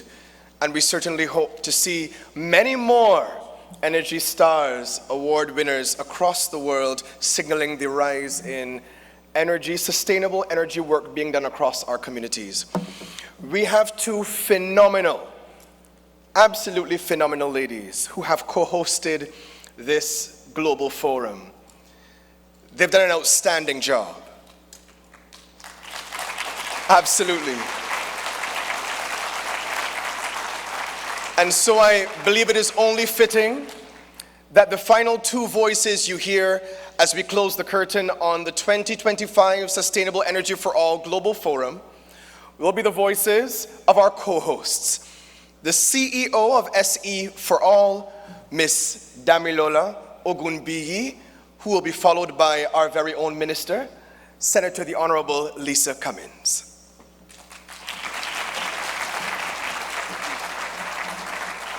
We were trying to make it efficient and not have a long closing ceremony, but there's some people I have to thank.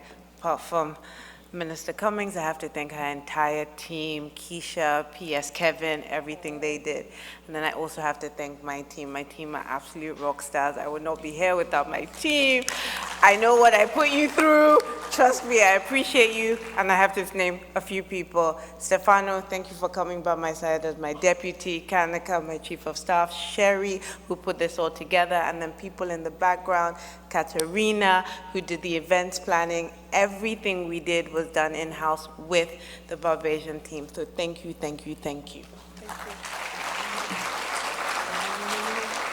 And I feel as if the SE for All team has twinned perfectly with the Barbados Ministry of Energy team.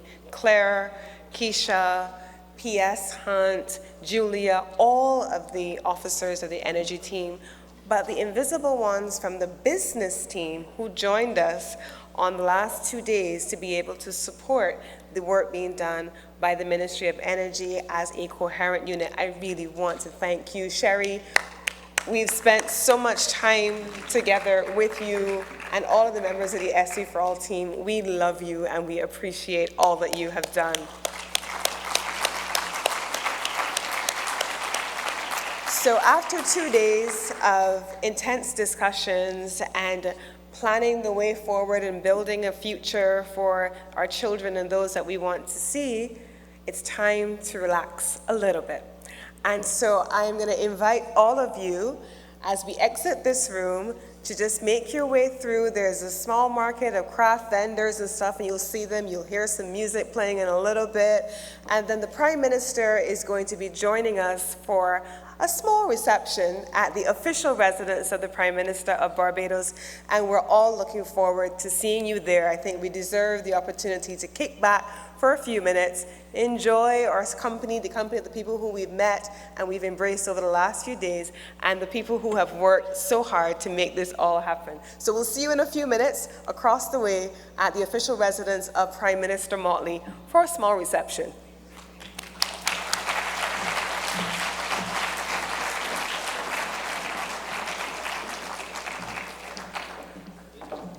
Thank you so much, Minister Cummins and Ms. Damilola Ogunbiyi.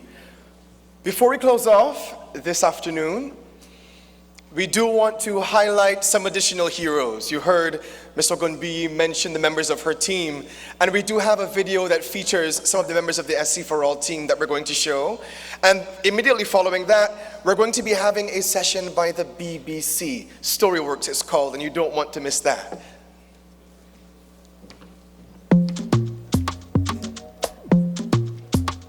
We are in a time of change. Old ways no longer sustain us. But new solutions are already here. And a better tomorrow is possible.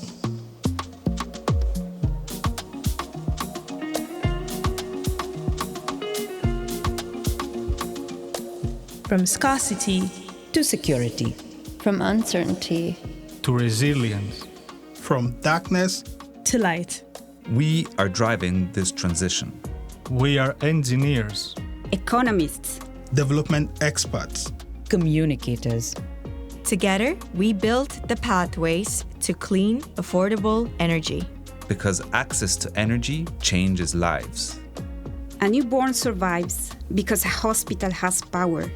A child can study at night. A mother can keep her shop open longer. Transforming businesses and creating jobs. By 2030, we aim to electrify the world, helping countries reach net zero. And ensuring clean energy is a right for all. We are committed. We are passionate. We are together. Energy transition is more than a shift. It is a transformation.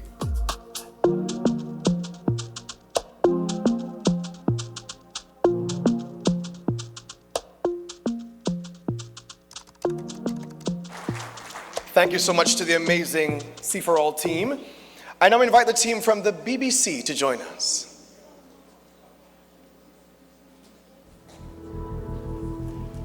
Success starts with you.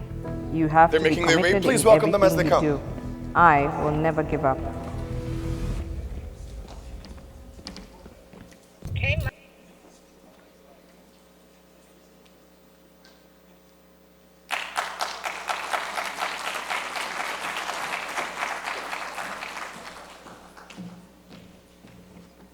Hi everybody.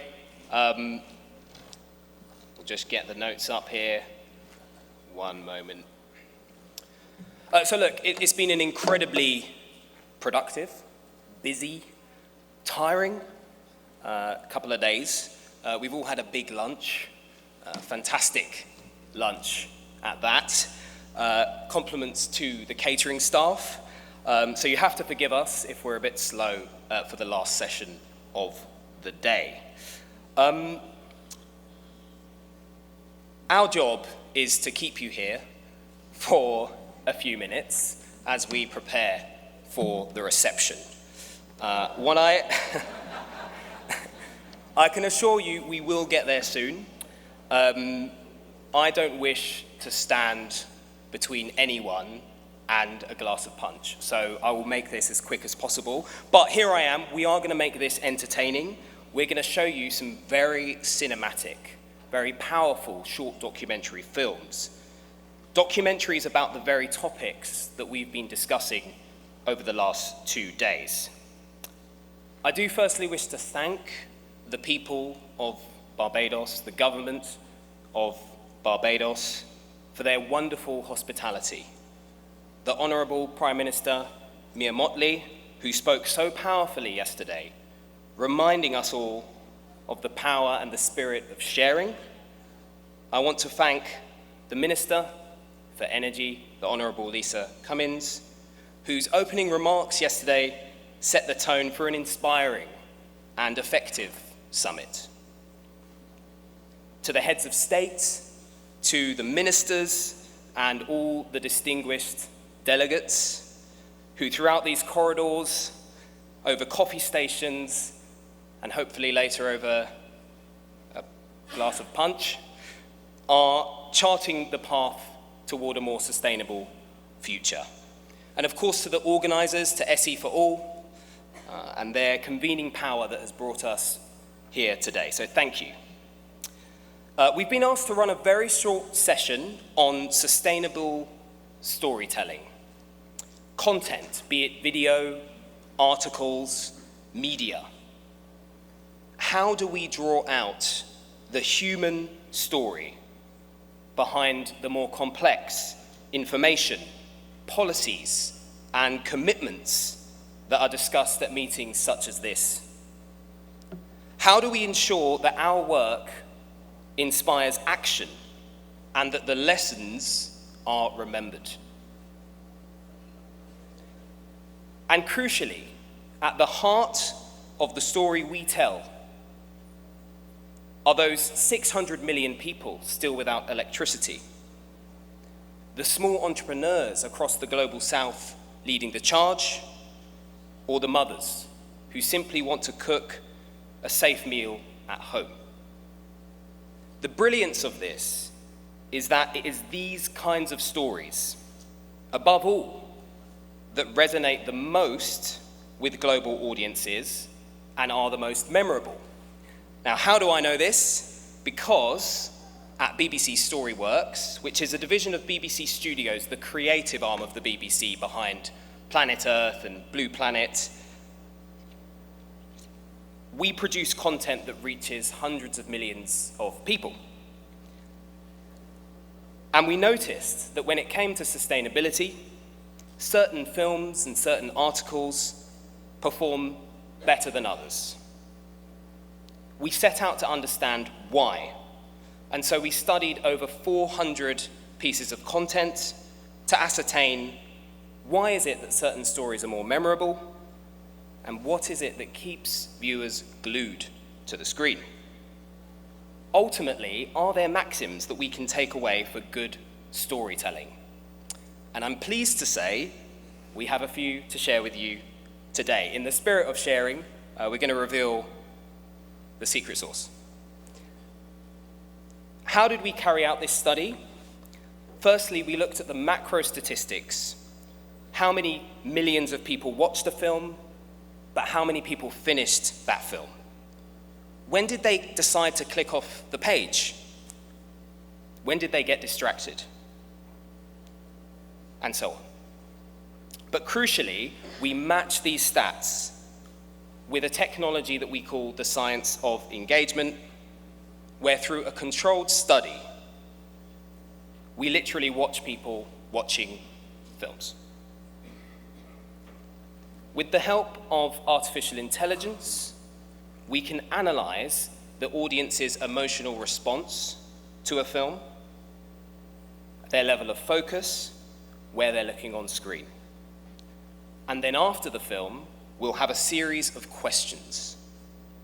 Questions designed to test their memory and to what degree the facts that were conveyed in that film stuck.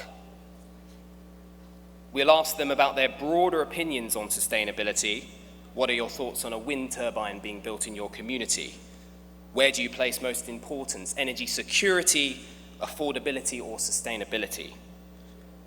We then run these questions through the exposed group, those who watched the film, and the unexposed, those who did not. Through this, we're able to tell why certain stories stick in the minds of viewers, why others are less engaging, and across these 400 films that we studied, there were 3 very distinct learnings which I want to share with you today, and then we'll watch some films. First, emotion equals memory. We all appear to be hardwired for that human story. The more our tools register that emotional response, the more likely audiences are to remember the story. And how do we evoke emotion? It's through real, authentic characters, real people. The best are those that are impacted directly by the issues at hand, or those who are working very intimately to solve those challenges. And crucially, the films that have less characters, 1 or 2 maybe, they evoke the biggest emotional response. What this means is that we can anchor a big global story in 1 or 2 very, very precise case studies. Through those characters, we see that the information sticks. So 1, strong characters. You'll see that. 2, vivid scene setting. This is a challenge because all of us here today want to tell a big global story. Maybe we have 10, 20, 100 different assets, and we're keen to showcase all of them. We're tempted to show everything because we assume, incorrectly, that showing all of our assets and all of our work is more impressive. It's not. Showing impact at a very local level, maybe it's that one project, was proven to be more effective. And we tested this. Every single time we changed location, every single time we moved to a different country or to a different community, we lose people. People lose focus. People click off the film. They don't remember. That means if we want to tell a global story, we should focus on very local case studies first, and then we can introduce the scalability and the global story after. And that brings me to the last point, the last maxim. Solutions-focused storytelling. What does this mean? Our narrative structure starts with the challenge, the jeopardy of the situation. It might be a hurricane, a health implication, financial constraints. We draw the audience into that singular challenge. Our protagonist is facing that challenge, or they might be trying to solve that challenge. And then we showcase the solution. We don't necessarily always need to suggest that this solution is all-encompassing. Some transparency and honesty about the limitations goes a long way. Realism goes a long way in keeping people engaged and building trust. But once we do this, we can talk about that scalability. We can give the global picture and optimism, ultimately. So these are some very basic lessons, but you've probably heard enough from me, because we probably want to watch some films, right? I'll briefly introduce the films, and then Liam will say a few words about each particular case study. So we've produced 3 films, 2 of those with Acumen, who are here today, one in Malawi, one in Rwanda. Acumen do incredible work on financing the transition. And also one film with the Global Distributors Collective, GDC, in my home country of Zimbabwe, who, with the help of EEP Africa, we were able to tell an amazing story about a company called PowerLive. Before I do that, I'm just going to pass to Liam to talk about energy storytelling. He's going to introduce the films, and then we'll have an opportunity to watch these films on screen. Thank you very much.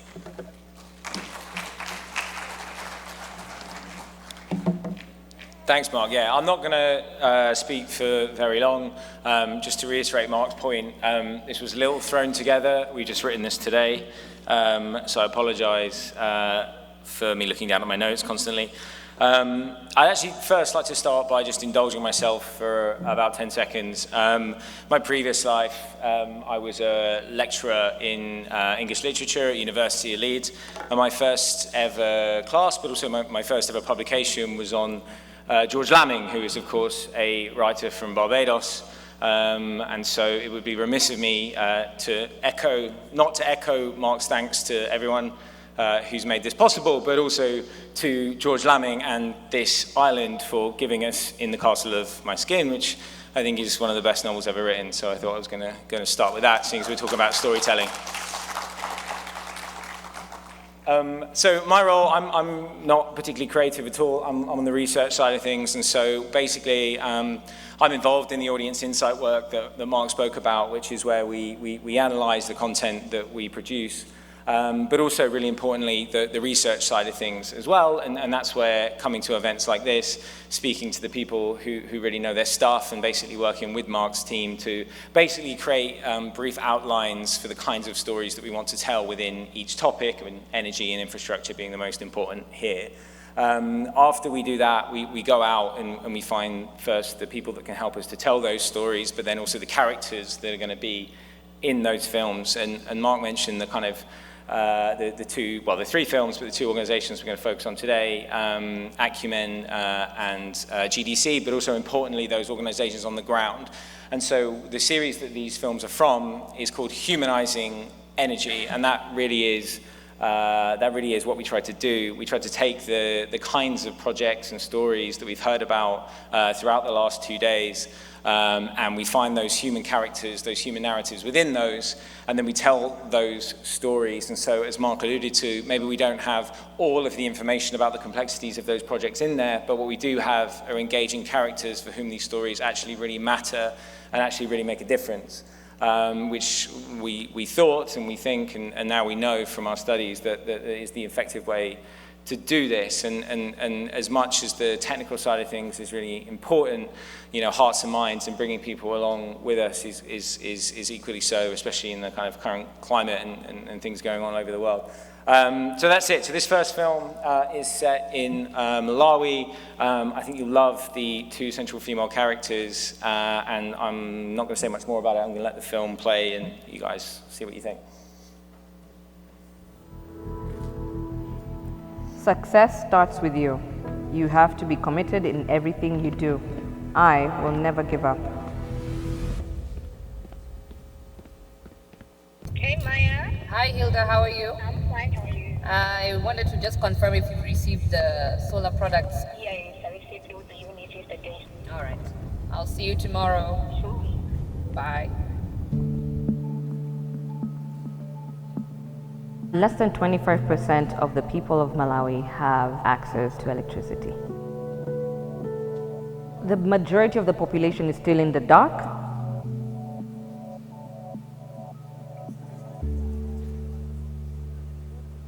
The genesis of Yellow is from experience in the rural sector, understanding the different challenges that households endure.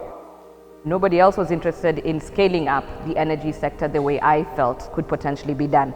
It's very difficult to get investment into Malawi, and not just Malawi, but most countries below East Africa. That is why investors coming on board at this early part are very important. I realized that there was this one product, a solar home system, that actually solved the entire household electrification challenge. We're not giving them just one little lantern, you're giving them a minimum of 4 lights. In 2018 January, we set up Yellow. We work with agents across the whole country whom we've put in trust. They hold our stock in their homes and they can be in a position to go and do the sales on their own. At Yellow, our job is providing power to people and to change their lives to live better.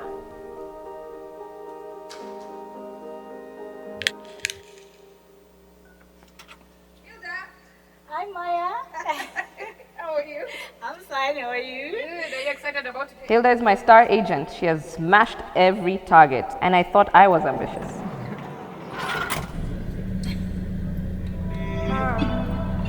Oh wow! Yes! Let's go! Let's go!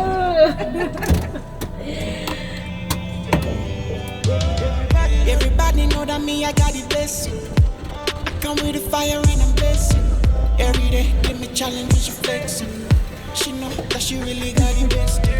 She carry good love. Drive me crazy and it look though. Drive me and I'ma drive you look though. If you like pops, I give it a go. It's very important to go and talk to our consumers, our customers, because they actually tell you what works and what doesn't work.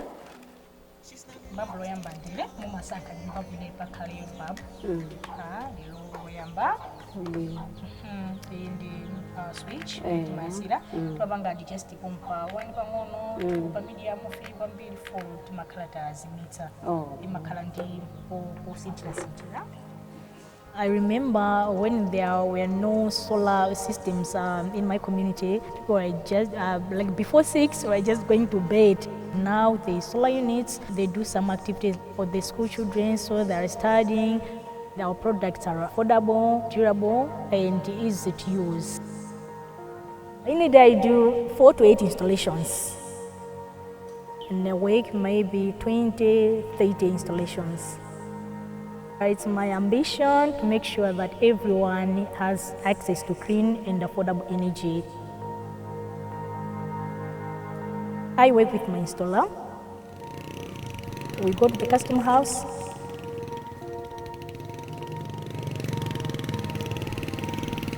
Pamela, she uses the unit in her shop. She can continue working even when it's dark. I'm so happy to work with Yero. Yero has given me so many opportunities and I'm looking forward to achieve more. So the future is bright.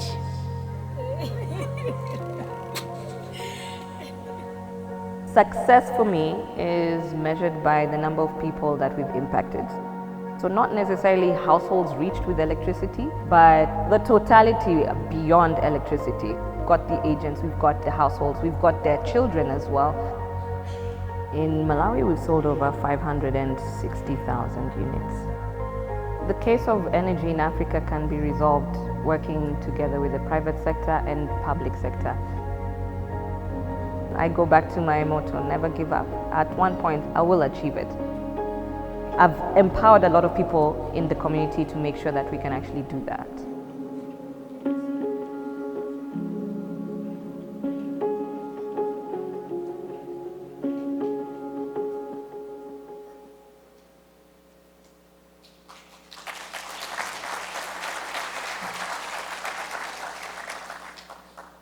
You'll have noticed in that film that you mentioned that Acumen, we worked very closely with on that, and that also, of course, Yellow worked very closely with Acumen, and Acumen had the courage, essentially, to allow the story to be told through Maya and Hilda, which really is the kind of way to do that and get the message across effectively.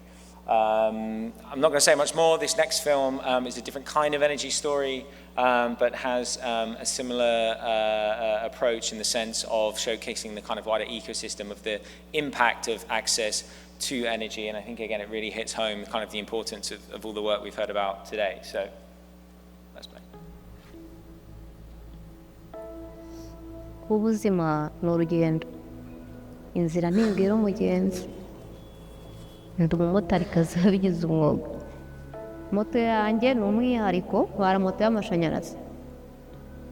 Kubera akazi kanjye k'ubumotari kahinduye ubuzima bwanjye, ko ibasha gutuma mbona amafaranga. Abana babasha kwiga neza.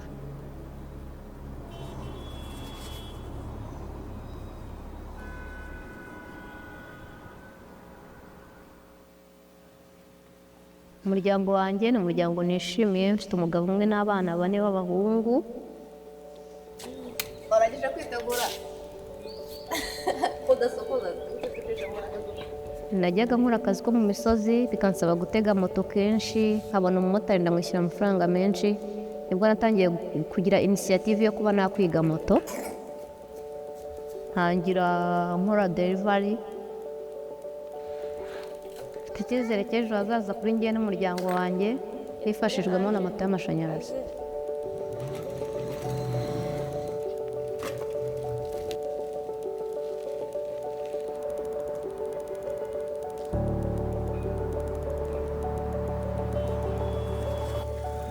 There's around 100,000 motorcycles in Rwanda.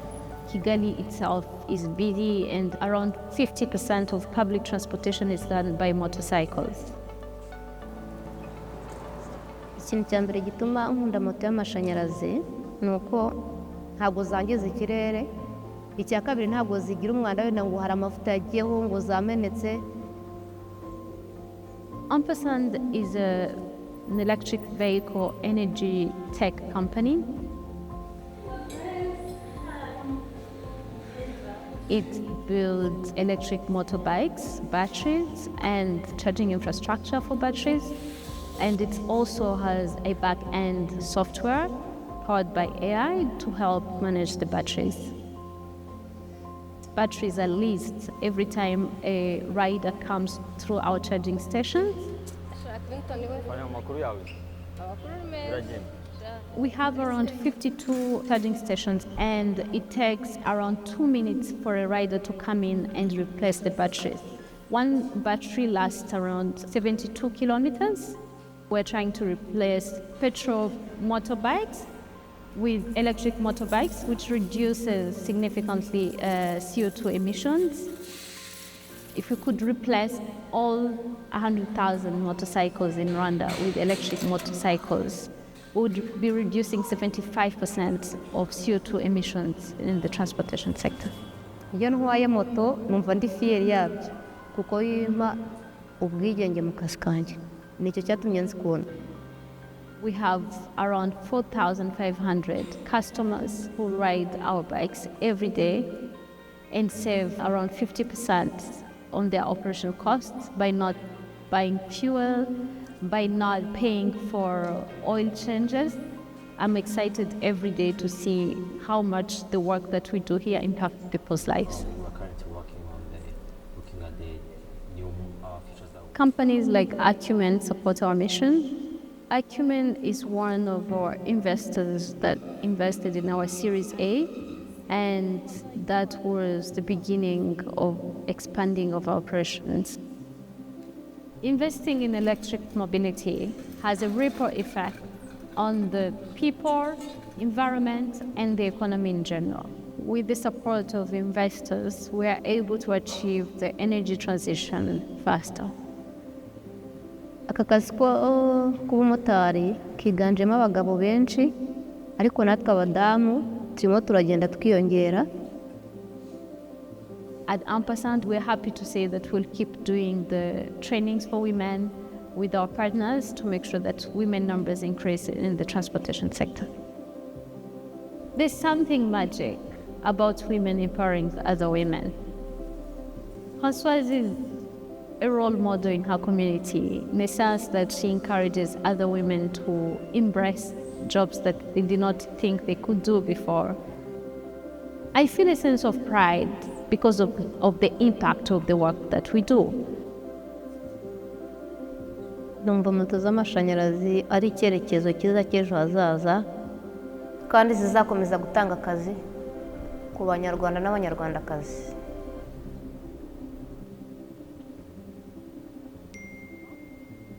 Ngwana siko wamaye oda. Nyarukanye nubwo turaza kumenya gusubira. Ikanyanyagire sha. Yakorere.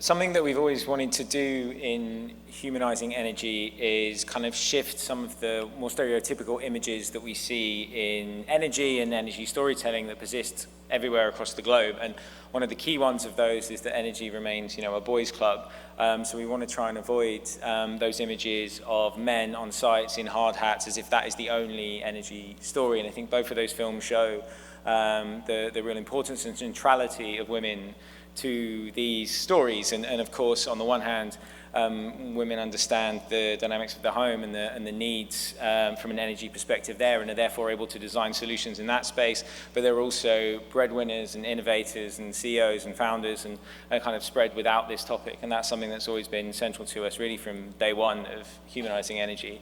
And this last film carries on that. This is based in Zimbabwe. It's actually from an earlier iteration of humanizing energy, so some of the images are a bit different, but I think really kind of emphasizes the important role of women in really innovating, and also the role of women throughout the ecosystem of energy as well. So this is our last film. This is in Zimbabwe, the great organization called Power Live Zimbabwe.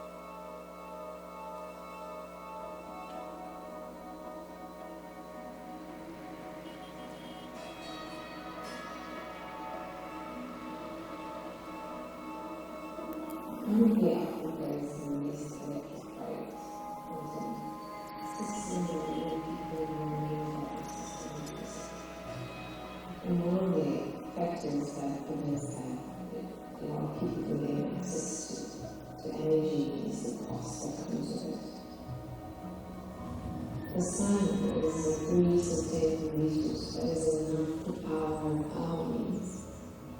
Solar energy is not relying on fossil fuels. Solar works with Earth's natural resources instead of depleting. Product is found that we can eat it, resell, distribute, and restore solar systems typical customers whose power bank would be someone living in rural areas. Always solutions to help and energy purposes. And the way that we can bring that is through different hands. Women are particularly energy quality. In households, if we really have to make sure that this is doing. So having done up with family factors, we have to make sure that happens. So we're just thinking, how can I help women take some of the challenge just that they face better? Holidays, this is one is centered on women because we believe they understand the social fabric. We've got community-based sausages that we live there that have been able to service our clients. We started working with Carmen in 2020.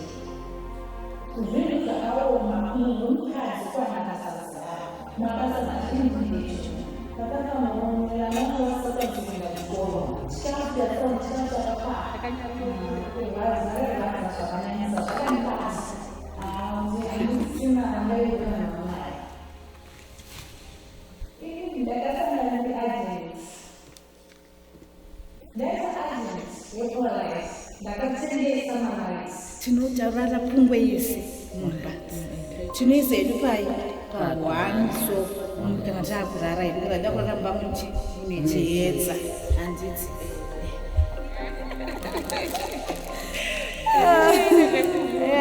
kuti munozobvunzawo mubvunzo ne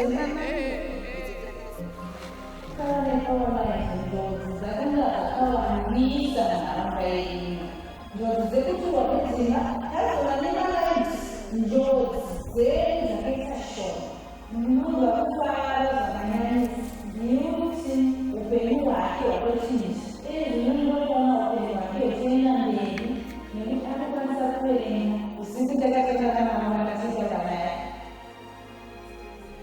ndakakwanisa kuvhura shopu nemari makomisi ekutengesa malaiti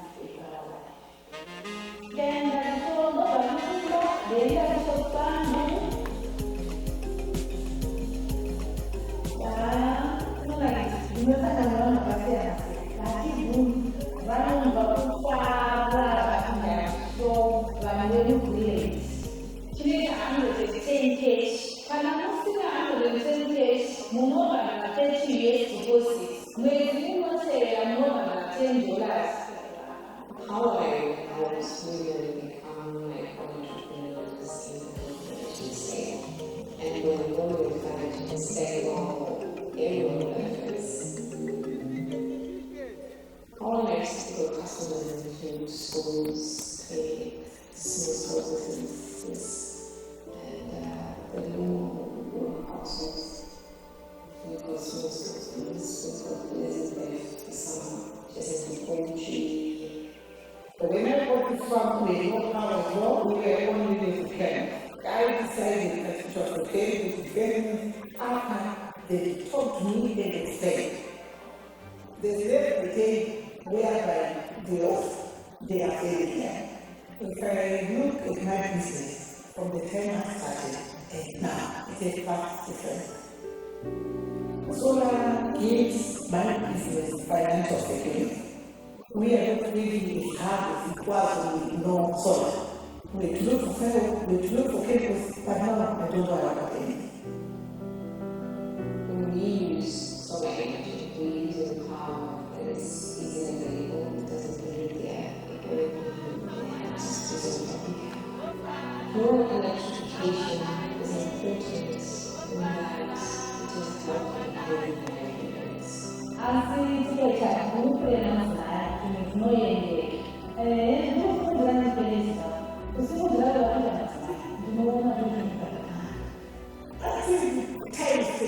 People don't want to live. And by doing that, they will work each other. They will women come up today. Women come. This is everything.